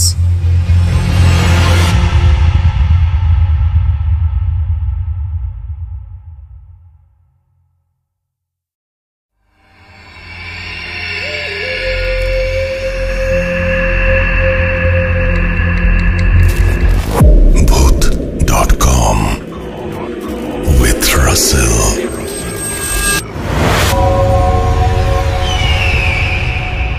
আসসালামু আলাইকুম রাসেল ভাই ও প্রিয় লিসেনার্স, আশা করছি আপনারা সবাই ভালো আছেন এবং সুস্থ আছেন। আমি মোহাম্মদ সিফাত আলম, ভুট.কমের একজন মডারেটর বলছি চট্টগ্রাম থেকে। আজ আমি আপনাদের জন্য নতুন একটি ঘটনা নিয়ে হাজির হলাম। আজকের ঘটনাটি হচ্ছে একটি হসপিটাল রিলেটেড ঘটনা। ঘটনাটি প্রায় হচ্ছে 50 থেকে 60 বছর আগের একটি ঘটনা। এই ঘটনাটি আমি কালেক্ট করেছি আমার এক পরিচিত বন্ধুর কাছ থেকে। তো ঘটনাটি হচ্ছে আমি আমার বন্ধুর ভাষাতে শেয়ার করছি। তো চলুন শুনে আসি ঘটনাটি। আমার বন্ধুর নাম হচ্ছে সাকিব। তো সাকিব যেভাবে আমার সাথে ঘটনাটি শেয়ার করেছে আমি ঠিক সেভাবেই আপনাদেরকে বলার চেষ্টা করছি।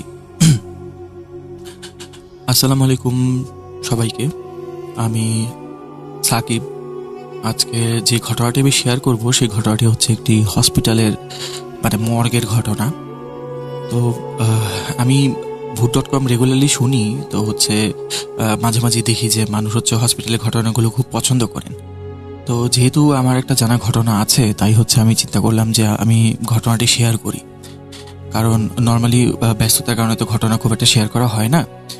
তো আজকে চিন্তা করলাম যে তাহলে যেহেতু সুযোগ পেলাম তাহলে শেয়ার করি ঘটনাটা। তো আজকের ঘটনাটি সূত্রপাত যেভাবে হয় আমি সেভাবেই শুরু করছি। বাংলাদেশের তখন হচ্ছে কোনো একটা হসপিটালের ঘটনা এটা। তো তখন তো দেশ ভাগ হওয়ার মতো অবস্থা ছিল। আজ থেকে প্রায় 60 বছরের আগের ঘটনা এটা। তখন হচ্ছে স্বাভাবিকভাবে হচ্ছে বাংলাদেশের জন্ম হয়নি। যেহেতু তখন এটা হচ্ছে পাকিস্তান আমলের ঘটনা, তাই জায়গার সঠিক বিবরণ দেওয়া আমার পক্ষে সম্ভব না। পাকিস্তানের একটি একটি শহরের ঘটনা ছিল এটি। তখন সম্ভবত জায়গাটি হচ্ছে পাকিস্তানের ইসলামাবাদের আশেপাশের কোথাও হবে। তো সেখানে হচ্ছে একটি হসপিটাল ছিল। সেই হসপিটালে একদিন রাতের বেলা একটা খুব ভয়ঙ্কর কাহিনী ঘটে। সেখানে হচ্ছে পুলিশ আসে। পুলিশ আসার পর হচ্ছে হসপিটালে যে ওয়াচম্যান ছিল সে হচ্ছে পুলিশকে বলে যে আমি যখন হচ্ছে মর্গের ওখানে যাই, অটোপসি রুমের সামনে যাই, তখন দেখি যে অটোপসি রুম হচ্ছে একদম পুরোপুরি রক্তে ভেজা। তার ওয়ালে হচ্ছে রক্তের দাগ। আর হচ্ছে নতুন যে ডাক্তার জয়েন করেছিল তার নাম ছিল ডক্টর আবির। ডক্টর আবিরের মৃতদেহ পড়ে আছে হসপিটালের অটোপসি রুমের ভেতরে। আর হচ্ছে তার যে সিনিয়র ডাক্তার ছিল ডক্টর নিহার হচ্ছে গুরুতর আহত অবস্থায় হচ্ছে কাতরা ছিল। তো আমি হচ্ছে খুব কষ্ট করে ওনাকে ধরে ধরে হসপিটালের ভিতরে নিয়ে আসি এবং ওনাকে প্রাথমিক চিকিৎসা দেওয়ার পর হচ্ছে ওনার অবস্থার বেশ কিছুটা উন্নতি হয়। তো ওনার কাছ থেকে মেনলি সব ঘটনাটা আসলে শুনি। তো পরবর্তীতে ডাক্তার আবিরের ব্যাপারেও খোঁজখবর নেওয়া হয়। তো সেখান থেকেই ঘটনাটি মূলত শুরু করছি। তো ডক্টর আবির ছিলেন খুব গরিব পরিবারের একজন সন্তান। তার যখন বয়স প্রায় হচ্ছে 7 বা 8 বছর, তখন হচ্ছে তার বাবা হচ্ছে এই দুনিয়া থেকে চলে যান। তারা হচ্ছে এমনিতেও খুব বেশ নিম্ন মধ্যবিত্ত পরিবার ছিল। তাদের আয় ইনকাম তেমন একটা ছিল না, পরিবার চালাতে খুব কষ্ট হতো। আর পরিবারের একমাত্র আয় উপার্জন সক্ষম ব্যক্তি ছিলেন তার বাবাই। কিন্তু বাবা মারা যাওয়ার পর হচ্ছে আবিরের মায়ের উপর মনে হয় যে মুসিবতের আকাশ ভেঙে পড়ে।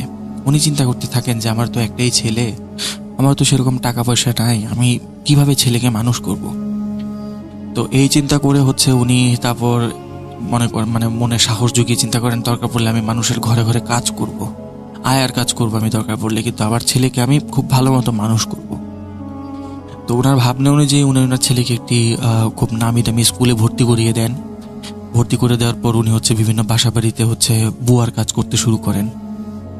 তার ছেলে একটা ভালো এক্সপেন্সিভ স্কুলে পড়তো, সেজন্য হচ্ছে আশেপাশের মানুষজন বা হচ্ছে তার যাদের বাসায় তিনি কাজ করতেন তারাও বলতো যে তোমার ছেলেকে এত লেখাপড়া করায় তুমি কি করবা, কারণ তোমার ফ্যামিলিতে আর্নিং মেম্বার তো নাই, তুমি তোমার একার টাকায় কি সংসার চলবে না, তো তোমার ছেলেকে কোনো একটা কাজে দিয়ে দাও। আমাদের বিভিন্ন জায়গায় বিভিন্ন পরিচিত মানুষ আছে যারা হচ্ছে বিভিন্ন কাজ টাজ দেয়, তাদেরকে বলে একটা কাজে ঢুকিয়ে দিই, অসুবিধা তো নেই। তো আবিরের মা হচ্ছে বেশ মনক্ষুণ্ণ হন। উনি চিন্তা করেন যে যত কথাই বলুক আমার ছেলের ফিউচার আমি নষ্ট হতে দেব না, আমি তার জন্য যত পরিশ্রম করতে আমি করবো, কিন্তু আমার ছেলেকে আমি মানুষ হিসাবে ভালো মানুষ হিসাবে গড়ে তুলব। উনি আবিরকে সবসময় মানে ভালো মানুষ হওয়ার শিক্ষা দিতেন, যে মানুষের উপকার করতে, তারপর হচ্ছে কারোর সাথে বেয়াদবি না করতে, মানে যত ধরনের মানে ভালো শিক্ষা আছে, মানে চারিত্রিক শিক্ষা দেওয়া যায় সেগুলো উনি দেওয়ার চেষ্টা করতেন এবং দিতেন। আবিরও খুব ভালো একজন ছেলে ছিল, সে হচ্ছে তার মায়ের কথা অক্ষরে অক্ষরে পালন করত। তো এক সময় হয় আবিরের স্কুল লাইফ আস্তে আস্তে শেষ হয়ে যায়, ওর হচ্ছে মানে মেট্রিক পরীক্ষা আসে। তো মেট্রিক পরীক্ষায় মোটামুটি ভালো রেজাল্ট করার পরে ভালো একটি প্রতিষ্ঠানে আবার ভর্তি হয়। ভর্তি হওয়ার পর হচ্ছে তার মানে সেখান থেকেও মোটামুটি একটা ভালো রেজাল্ট করে সে হচ্ছে সেখান থেকেও বের হয়। তো সেখান থেকে বের হওয়ার পর সে হচ্ছে মেডিকেলে অ্যাডমিশন টেস্ট দেয় এবং সেই অ্যাডমিশন টেস্টের রেজাল্ট যেদিন আসে সেদিন হচ্ছে সে মানে বাইরে চলে যায়, খুব টেনশন করতে থাকে। তো রেজাল্ট হচ্ছে তখন তো আর এরকম টেকনোলজি ছিল না যে অনলাইনে দেখা যেত, তখন তো হচ্ছে প্রতিষ্ঠানে গিয়ে খোঁজ নিতে হতো যে কি অবস্থা, কি রেজাল্ট আসছে। তো সে হচ্ছে বাইরে থেকে যখন বাসায় ফিরে এসেই সে হচ্ছে তার মাকে জোরে জোরে ডাকতে থাকে, মা মা কোথায় তুমি। তো মা বেরিয়ে আসার পর হচ্ছে আবির দৌড়ে তার মায়ের কাছে গিয়ে তাকে একদম শক্ত করে জড়িয়ে ধরে বলে যে মা তোমার এতদিনের কষ্ট আজ সফল হলো। তখন আবিরের মা বলে যে কি তুই মেডিকেলে কি চান্স পেয়ে গেছিস? তখন আবির বলে হ্যাঁ আমি মেডিকেলে চান্স পেয়ে গেছি, আমি ইনশাল্লাহ কয়েক বছর মধ্যেই ডক্টর হয়ে বের হবো। তো আবির হচ্ছে খুব মনোযোগ দিয়ে লেখাপড়া করতে থাকে। লেখাপড়া করতে করতে এক সময় তার হচ্ছে মানে ফাইনাল ইয়ার চলে আসে। ফাইনাল ইয়ারের পরীক্ষা দেওয়ার পর হচ্ছে তার রেজাল্টের দিন সে আবার একইভাবে বাসায় ফিরে এসে তার মাকে জড়িয়ে ধরে বলে যে মা আমি আজকে ডাক্তার হয়ে গেছি। তো তার মা হচ্ছে আবিরের এই কথা শুনে বেশ খুশি হন। উনি চিন্তা করেন যে আমার যত কষ্ট আমি এতদিন করছি সবকিছু হচ্ছে মানে সফল হয়ে গেল, আমার ছেলে ডাক্তার হয়ে গেল, এখন তো আমার কোনো চিন্তা নেই, আর আমার ছেলেই সবকিছু করতে পারবে, এখন আমার সব কষ্ট শেষ। তখন আবির বলল যে মা আমি শুধু ডাক্তারই হইনি, আমি এক জায়গায় চাকরিও পেয়ে গিয়েছি। আমার হচ্ছে বেতন হচ্ছে মোটামুটি 12-13 হাজার টাকা। তো তখনকার দিনে তো 12-13 হাজার টাকা আপনারা বুঝতেই পারছেন অনেক টাকা ছিল, অনেক টাকা। যেখানে হচ্ছে আবিরের মা মানে বাসায় কাজ করে, বিভিন্ন বাসায় কাজ করে 1000 টাকার উপরে পর্যন্ত উঠতে পারতেন না, সেখানে 12,000 টাকার কথা শুনে ওনার তো চোখ একদম কপালে উঠে যায় যে এতগুলো টাকা। মানে তখন 12,000 টাকা প্রায় আজকের দিনের প্রায় লাখ টাকার সমান ছিল। আর ডাক্তারদের দাম তো তখন ছিল অনেক বেশি, কারণ তখন তো সেরকম খুব একটা মানুষ ডাক্তার হয়ে বেরোতে পারতো না, অনেক টাফ ছিল তখন। আর হচ্ছে বর্তমানে মানে আর ওরই যখন ডাক্তার আবির যখন মানে বাসায় ফিরে এসে মাকে এই কথা বলেন, তখন মা জিজ্ঞেস করেন যে তোমার কোথায় পোস্টিং হয়েছে। তখন আবির বলেন যে আমার হচ্ছে মানে মর্গে পোস্টিং আছে, আমি হচ্ছে অটোপসি করবো রাতের বেলা। এই কথা শুনে হচ্ছে আবিরের মা বেশ চিন্তায় পড়ে যান। উনি আবিরকে বলেন যে অটোপসি মানে এটা কি? তখন উনি বলেন যে আমি হচ্ছে মৃত মানুষের পোস্টমর্টম করব, মানে কেটে কেটে দেখবো যে তাদের মৃত্যুর কারণ কি বা কি সমস্যা ছিল এগুলো আর কি। তো আবিরের মা হচ্ছে আবিরকে বলেন কিছু একটা বলতে যাবেন, তখন আবির বলেন যে মা বাকি কথা পরে বলি, আগে হচ্ছে খাবার দাও, ক্ষুধা লাগছে, খায় আসি। তো রাতের বেলা খাবার খেতে খেতে আবিরের মা কিছু তাকে বলার চেষ্টা করলেন, কিন্তু আবির হচ্ছে খুব একটা কর্ণপাত করেন না। কর্ণপাত না করে উনি বলেন যে মা তুমি এত চিন্তা করো না, কত মানুষই তো চাকরি করছে, আর এতগুলো টাকা আমি মানে সারা জীবন তুমি কষ্ট করে আসছো, আমি এখন আর তোমাকে কষ্ট করতে দিব না, তাই হচ্ছে আমি চাকরিতে রাজি হয়েছি। তো আবির নিজের ভাবনা মতো হচ্ছে কাজ করতে শুরু করে। মাকে বলে যে মা আগামীকালকে হচ্ছে আমার নাইট শিফট, আমার হচ্ছে রাত 10টার মধ্যে বের হতে হবে, আমি হচ্ছে এখন গিয়ে খাবো, এখন খেয়ে দিয়ে এখন গিয়ে হচ্ছে ঘুমাবো, ঘুমানোর পর হচ্ছে সকালবেলা উঠে একটু প্র্যাকটিস করে তারপর যাবো আস্তে ধীরে। তো পরদিন সকালে আবির ঘুম থেকে ওঠার পর হচ্ছে মানে খাওয়া দাওয়া করে প্র্যাকটিস করতে থাকে আস্তে ধীরে। তো হচ্ছে যখন রাতের 8-9টা বাজে তখন হচ্ছে ও বলে যে ওর মাকে বলে যে মা আমি একটু ঘুমালাম, যেহেতু রাত জাগতে হবে, তুমি আমাকে 10টার আগে একটু ডাক দিয়ে দিও। তো রাত যখন প্রায় 9টা 9:30টার মতো বাজে তখন হচ্ছে আবিরের মা তাকে ডাক দেওয়ার পর আবির বলে যে ঠিক আছে আমি রেডি হচ্ছি, আচ্ছা হসপিটালের গাড়ি কি চলে আসছে? তখন এরকম নিয়ম ছিল যে হসপিটালের গাড়ি এসে মানে হসপিটালের স্টাফদেরকে নিয়ে যেত, বিশেষ করে যারা হচ্ছে অফিসের টাইপের লোকজন ছিল, ডাক্তার টাইপের লোকজন, তাদেরকে নিয়ে যেত।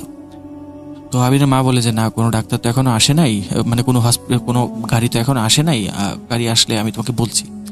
তো সে তখন বলে যে গাড়ি আসেনি মানে? আমার তো আজকে আমার বস বলে দিছিল যে হচ্ছে আমার দেরি করলে চলবে না, আজকে আমার সময় মতো যেতে হবে। তো সে হচ্ছে তাড়াহুড়ো করে উঠে হচ্ছে ফ্রেশ ট্রেশ হয়ে খাওয়া দাওয়া করে সে রেডি হয়ে, কিন্তু গাড়ি আসে না। সেদিন আবার প্রচণ্ড বৃষ্টি পড়ছিল। সে হচ্ছে ছাতা নিয়ে কোনো রকমে এগোতে থাকে হসপিটালের উদ্দেশ্যে, হেঁটে হেঁটেই যাচ্ছিল, কারণ বৃষ্টির জন্য রাতে তেমন কোনো মানে গাড়ি ঘোড়াও পাওয়া যাচ্ছিল না যে সে যার মাধ্যমে হসপিটালে দ্রুত পৌঁছাতে পারে। তো সে হচ্ছে হেঁটে হেঁটেই যাচ্ছিল। তো যাওয়ার এক পর্যায়ে সে খেয়াল করতে পারে যে মনে হচ্ছে যে তার পেছন পেছন হয়তো বা কেউ আসছে। সে চিন্তা করে যে কি ব্যাপার, পেছন পেছন কে আসছে। সে মানে বেশ ভয় পায় এবং মনে মনে হচ্ছে নিজের ভাগ্যকে দোষারোপ করতে থাকে। সে মানে চিন্তা করতে থাকে, ধুরু কিসের একটা কপাল আমার, এত খারাপ কপাল, এত কষ্ট করে ডাক্তারি পড়লাম, পরে হচ্ছে এই ছাতার জায়গায় পোস্টিং পেলাম, তাও আবার এরকম একটা জায়গায়। কারণ বৃষ্টিও পড়ছে, প্রথম দিনই অবস্থা, বস বলে দিচ্ছিল লেট যেতে না হয়, এখন যদি লেট করে পৌঁছায় তাহলে আমার চাকরি থাকবে না, কি একটা কপাল আমার। এগুলো বলে বলে সে হচ্ছে মানে সামনের দিকে এগোচ্ছিল। পরে বারবার পেছনের দিকে ফিরে তাকাচ্ছিল, মনে হচ্ছে যে কারো ফুট স্টেপ সে শুনতে পাচ্ছে। তো পেছন ফিরে যখন তাকায় তখন আর কাউকে দেখতে পায় না। তো এরকম চলতে চলতে সে মানে প্রায় আধা ঘন্টা 1 ঘন্টা পর হসপিটালে পৌঁছানোর পর যখন সে হসপিটালে গেট দিয়ে যাচ্ছে, তখন হচ্ছে দারোয়ান তাকে ডাক দেয়, যে বলে যে আরে ভাই কোথায় যাচ্ছেন এত রাতে? এখন রাতের বাজে হচ্ছে আপনার 11:30, আপনি এখন কই যাচ্ছেন এখানে? তখন বলে যে কই যাচ্ছি মানে, আমি হচ্ছে এখানে নতুন ডাক্তার আবির, আমি মানে মর্গের ইনচার্জ। তখন হচ্ছে ওয়াচম্যান বলে যে সরি স্যার, আসলে বুঝতে পারিনি, হ্যাঁ বড় স্যার ভিতরে আছেন, উনি তো আপনার কথা বলেছিলেন, তো আপনি যে আজকে আসবেন এই বৃষ্টির মধ্যে আমরা আসলে মানে ভাবি নাই, এই জন্য আর কি আপনাকে চিনতে পারিনি, সরি। তো আবির বললো যে আচ্ছা ঠিক আছে আমি যাচ্ছি ভিতরে। তো এই কথা বলে সে হচ্ছে ভেতরে চলে যায় আইডি কার্ডটা শো করে। তো ভেতরে যাওয়ার পর হচ্ছে সে মানে আগের দিনই যেহেতু অফিসের সাথে কথা বলে গিয়েছিল, তাই অফিসার নিহার আর কি ছিল তখন ডাক্তার, উনি মর্গের মেইন চার্জে ছিলেন আর কি, অটোপসি চার্জ। তো উনি ওনার সাথেই মর্গের রুমটা চিনে গিয়েছিলেন। তো উনি ভেতরে গিয়ে দেখেন মর্গের দরজাটা ওপেন, মানে অটোপসি রুমের দরজাটা ওপেন করতে আবির বেশ আটকে ওঠে, সে একটা চিৎকার দিয়ে দেয়। তখন ডাক্তার নিহার তার দিকে ঘুরে বলে যে কি ব্যাপার, ডাক্তারি কি পাশ করছে এরকম চিৎকার চেঁচামেচি করার জন্য? লাশ কি জীবনে দেখো নাই? তখন বলে যে স্যার লাশ তো দেখছি, কিন্তু এরকম লাশ তো আগে কখনো দেখি নাই। তো ডাক্তার বলে যে লাশ, এটা কি সমস্যা কোথায়? এর থেকেও কত খারাপ লাশ ভেতরে পড়ে আছে, দেখতে হবে। তো আবির যে লাশ দেখেছিল সেটা বর্ণনা ছিল এরকম যে হচ্ছে কেউ একজন তাকে মানে বহুতবার ছুরিকাঘাত করে বুকের মধ্যে, পেটের মধ্যে, এরপর হচ্ছে ওর মানে মাথার মধ্যে হচ্ছে পাথর দিয়ে মানে বাড়ি দিয়ে হচ্ছে মানে পাথর নিক্ষেপ করে বা বড় একটা পাথর দিয়ে বাড়ি দিয়ে ওর মাথাটা হচ্ছে থেতলে দেয়, ওর চোখগুলো বের হয়ে রয়েছিল, ওর ব্রেনটা হচ্ছে মাথার এক পাশে ঝুলে ছিল, আর হচ্ছে ওর চাপা ভাঙা ছিল। তো ডাক্তার নিহার বলেন যে তুমি এখন এটা লাশটাকে ভালো মতো দেখো, এটার অটোপসি তুমিই করবা, আমি হচ্ছে আমার শিফট শেষ, আমি হচ্ছে আমার কেবিনে গিয়ে বসছি। তখন আবির বলে যে স্যার আপনি এখানে থাকলে ভালো হতো না, আমার প্রথম দিন আমার এমনিতে কেমন যেন লাগছে লাশটা দেখে, আপনি যদি থাকতেন তাহলে বেটার হতো। তখন নিহার বলে যে আরে এখানে থাকতে হবে না, আমাদেরও শুরুতে এরকম লাগছে, কিন্তু কিছু করার নেই, আমি কেবিনেই আছি, তুমি তোমার এই অটোপসিটা শেষ করে আসো, আমরা একসাথে চা বা কফি খাবো না। তো আবির হচ্ছে তার অটোপসি শুরু করে, ডাক্তার নিহার চলে যান। অটোপসি করতে করতে এক পর্যায়ে আবির খেয়াল করে যে হচ্ছে মানে তার হচ্ছে লাশের বুক কাটতে হবে। তো বুক কাটার পর সে দেখে যে বুক থেকে জমাট বাঁধা কালো রক্ত একদম ফিনকি দিয়ে বেরিয়ে তার মানে গায়ের মধ্যে লেগে যায়। তো সে সেগুলো পরিষ্কার করতে যায়। সেগুলো পরিষ্কার করে সে যখন নিজের ফেসে পানি দেয়, মানে আয়না দেখছিল, তখন সে খেয়াল করে হুট করে সে দেখতে পায় যে তার পেছনে যে লাশটা ছিল সেই লাশটা উঠে বসে আছে। এটা দেখে তো সে প্রচন্ড ভয় পেছন দিকে ফিরে তাকায়, কিন্তু পেছন ফিরে দেখে যে না, সবকিছু ঠিকই আছে। তো সে আবার অটোপসি করতে যায়। অটোপসি করতে করতে এক সময় সে মানে ফিল করে যে পাশে যে মানে মানে লাশ কাটা ঘর আছে, ওটা সেখানে হচ্ছে মানে মুর্দা ঘর যেটাকে বলে, সেই মুর্দা ঘরের ভেতর থেকে কেমন যেন মানে গম গম শব্দ আসছে, মনে হচ্ছে যে কোনো একটা হিংস্র পশু কারো হাড্ডি বা মাংস চিবিয়ে চিবিয়ে খাচ্ছে, এরকম একটা সাউন্ড আসছে। তো সে যখন মানে সেই মুর্দা ঘরটা ওপেন করার পর দেখে যে সেখানে মানে অসংখ্য মানে মৃতদেহ দাঁড়ানো অবস্থায় আছে, এবং এক একজনের হাত বা পা থেকে বা মাথা থেকে মাংস খুলে খুলে খাচ্ছে। আর মানে এত বিচ্ছিরি একটা শব্দ হচ্ছে, আর তারা আবিরকে দেখে মানে এত বিচ্ছিরি একটা হাসি দেয় যে আবির প্রচন্ড জোরে চিৎকার দিয়ে হচ্ছে সে মানে মাটিতে পড়ে যায়। পড়ে গিয়ে হচ্ছে পেছন যেতে যেতে সে হচ্ছে মানে অটোপসি রুম থেকে বের হওয়ার জন্য দরজার কাছে চলে যায়। দরজার কাছে এসে দেখে যে দরজাটা বাইরে থেকে লক। সে আর দরজা কিছুতেই খুলতে পারছে না। তো সে মানে চিৎকার চেঁচামেচি করতে করতে কানের মধ্যে হাত দিয়ে চোখ বন্ধ করে এক কোনায় গিয়ে বসে থাকে এবং দেখতে মানে চোখ খুলে দেখতে পায় যে সেই মানে মৃতদেহগুলো যেগুলো আর কি মানে মুর্দা ঘরে ছিল, লাশ কাটা ঘরে ছিল, সেখানে হচ্ছে সেই দিক থেকে হচ্ছে তার দিকে এগিয়ে আসছে। সে এটা দেখে হচ্ছে প্রচন্ড ভয় পায়। তো ভয়ে চোখ বন্ধ করে বসে থাকে। কিছুক্ষণ পর সে খেয়াল করে যে আশেপাশে কোনো সাউন্ড আর হচ্ছে না। তারপর সে চোখ খুলে দেখে যে না, সবকিছু ঠিকই আছে এবং হচ্ছে যেই মানে মৃতদেহটা পড়েছিল সেটাও সেই জায়গা মতোই আছে। তো সে হচ্ছে নিজেকে কিছুটা নর্মাল করে হচ্ছে চোখে মুখে পানি দেয়, ভাবে যে হয়তো ভুল দেখলাম। এরকম করে হচ্ছে আবার লাশ কাটতে শুরু করে। তো লাশ কাটতে শুরু হওয়ার কিছুক্ষণ পর সে আবার একই জিনিস ফিল করে যে ওই লাশটা তার গলা চিপে ধরে, এরকম মনে হলো তার কাছে। সে দেখতে পাচ্ছে যে লাশটা তার গলা চিপে ধরে আছে, আর হচ্ছে সে তার মানে ভাঙা মুখ থেকেই চোয়াল থেকে একটা ধরনের হাসি দিচ্ছে, আর হচ্ছে নিজের হাত থেকে মাংস খুলে নিজের মুখে দিয়ে চাবানো শুরু করলো। এটা দেখে তো সে আরো জোরে চিৎকার দেয়। তার চিৎকার শুনে হচ্ছে ডক্টর নিহার হচ্ছে সেখানে চলে এসে দরজার ভেতরে ঢুকে আবিরকে জিজ্ঞেস করে, আবির কি হয়েছে, তুমি এরকম চিৎকার করছো কেন? তারপর হচ্ছে উনি মানে মুর্দা ঘরের দিকে তাকিয়ে জীবনের সব থেকে বড় ধাক্কাটা খান। উনি দেখেন মুর্দা ঘরে যত লাশ ছিল সবগুলো লাশ বিভিন্নভাবে কাটা এবং মুর্দা ঘরের চারপাশে হচ্ছে মানে রক্ত দিয়ে ভরা। লাশগুলো এমনভাবে কাটা মনে হয় যে কেউ পাগলের মতো তাদেরকে খালি কুপিয়েছে, আর নিচে সমানে রক্ত এবং মাংস পড়ে আছে, হাড্ডি গুড্ডি সহ ভাঙা অবস্থায় পড়ে আছে। মনে হচ্ছে কেউ কুপিয়েছে, না হলে হচ্ছে কোনো একটা ভারী বস্তু দিয়ে থেতলে দিয়েছে, এরকম অবস্থা। তো তখন ডক্টর নিহার আবিরকে জিজ্ঞেস করে যে কি ব্যাপার ডক্টর আবির, আপনি এসব কি করেছেন? তখন আবির বলে যে না, আমি এসব কিচ্ছু করিনি, আমি এসব কিছু জানি না। তখন তাকে জিজ্ঞেস করে আসলে এখানে হলো কি হয়েছে? তারপর হচ্ছে ডক্টর আবির ডক্টর নিহারকে সবকিছু খুলে বলার পর ডক্টর নিহার বলেন যে আমি এত বছর যাবত এখানে কাজ করি, আজ পর্যন্ত তো আমার সাথে কিছু হলো না, তো তোমার সাথে এরকম কেন হলো? এসব তো তুমি করছো, এসবের জন্য তো দায়ী তুমি, এই লাশগুলো তুমি নষ্ট করছো, এখন এগুলো অটোপসি কিভাবে করবো? তো এরকম করতে করতে তিনি যখন মানে আবিরের উপরে বেশ চড়াও হন, তখন উনি খেয়াল করতে থাকেন ডক্টর আবিরের মুখে একটা শয়তানি হাসি জেগে ওঠে। মানে উনি কেমন যেন নিজের মধ্যে নেই। উনি ডক্টর নিহারকে বলতে থাকেন যে হচ্ছে তুই আমাকে শিখাবি কিভাবে কাজ করে, দেখ আজ তোর উপরে অটোপসি করবো। এই কথা বলে সজোরে নিহারকে ধরে মানে স্ট্রেচারে শুইয়ে দিয়ে হচ্ছে ওনার বুকে স্ক্যালপেল দিয়ে হচ্ছে জোরে একটা ফ্যাস দেওয়ার পরে ওনার বুকটা অনেকটা অংশ কেটে যায় এবং হচ্ছে ওনার মানে বুকের যে মানে খাঁচার বা পাঁজরের যে হাড় আছে ওটা হচ্ছে এক্সপোজ হয়ে যায়। উনি প্রচন্ড ব্যথায় চিৎকার করতে থাকেন। তো হচ্ছে ওয়াচম্যান বলে ডাকতে থাকেন বা বাঁচাও করতে থাকেন, কারণ আবিরের শরীরে এত শক্তি যে উনি কিছুতেই তার সাথে লড়াই করে উঠতে পারছেন না। তো এরপর হয় কি ওয়াচম্যান এসে দেখে যে ডক্টর আবির হচ্ছে ডক্টর নিহারের বুকে কাটা ছেঁড়া করছে এবং হচ্ছে তার হাত থেকে মানে চামড়া উঠিয়ে নিয়েছে কেটে, আর হচ্ছে ওই চামড়াগুলো নিয়ে হচ্ছে বুকের মধ্যে রেখে সেলাই করছে, এরকম মনে হচ্ছে তাকে দেখে। তো উনি হচ্ছে ডক্টর আবির দিকে তাকিয়ে বলেন যে আরে স্যার আপনি কি করছেন এসব? আর যখন এসব বলে চিৎকার দেয় তখন হচ্ছে মানে ডক্টর নিহার আবিরকে খুব সজোরে ধাক্কা দিয়ে ফেলে দিয়ে হচ্ছে স্ট্রেচার থেকে উঠে দৌড়ে হচ্ছে মানে ভেতরে চলে যান। আর ভেতরে যেতে যেতে হচ্ছে অজ্ঞান হয়ে পড়ে যান, কারণ ওনার প্রচুর ব্লাড লস হয়। তো ওয়াচম্যান তখন হচ্ছে দোয়া দরুদ পড়তে থাকে। দোয়া দরুদ পরে যেই হচ্ছে ডক্টর আবিরের দিকে ফু দেয়, তখন সে দেখতে পায় যে ডক্টর আবির নিজ হাতে স্ক্যালপেল দিয়ে তার পুরো গলায় একটা জোর সজোরে ফ্যাস দিলে এবং সেখানেই সে মৃত্যুবরণ করে। তো হচ্ছে এরপর ওয়াচম্যান হচ্ছে ডক্টর নিহারকে ধরে খুব কষ্ট করে হচ্ছে মানে অন্য ডাক্তারদেরকে ইনফর্ম করে মানে একটা ওটি রুমে নিয়ে যাওয়ার পর তার প্রায় 6-7 ঘন্টা তার অপারেশন চলে। তার হাড্ডি সহ হচ্ছে ভেঙে গিয়েছিল, মানে মনে হচ্ছিল যে ডক্টর আবির তার উপরে হয়তো বা মানে ভারী কোনো বস্তু দিয়ে সজোরে আঘাত করেছে। তো এরপর প্রায় হচ্ছে 6 থেকে 7 দিনের মতো ডক্টর নিহারের জ্ঞান ছিল না। তো যখন জ্ঞান ফেরে তখন হচ্ছে ডক্টর নিহার এই সমস্ত ঘটনা সকলের সাথে শেয়ার করে যে এরকম আবির বললো এই নাকি ওর সাথে হয়েছে। তো পরবর্তীতে আবিরের যে মানে সম্পর্কে জানা যায়, যেটা হচ্ছে যে আবিরের বাবা ছোট থাকতে মারা যায়, এটা হচ্ছে তার সম্বন্ধে খোঁজ খবর নিয়ে আর কি কনফার্ম হওয়া যায়। এরপরেও সেই হসপিটালে আরো বহুত ধরনের অকারেন্স হয় এরকম, কিন্তু এটা আসলে কেন হলো বা কি জন্য হচ্ছিল এটা কেউ জানতো না। পরবর্তীতে যেই বিল্ডিং এ হসপিটালটা ছিল ওই বিল্ডিংটা হচ্ছে পরিত্যক্ত ঘোষণা করে ওই বিল্ডিং থেকে হসপিটালটা অন্য জায়গায় স্থানান্তর করে নিয়ে যাওয়া হয়। তো স্থানান্তর করে নিয়ে যাওয়ার পর আর এরকম কোনো প্রবলেম রিপোর্ট এখন পর্যন্ত হয়নি।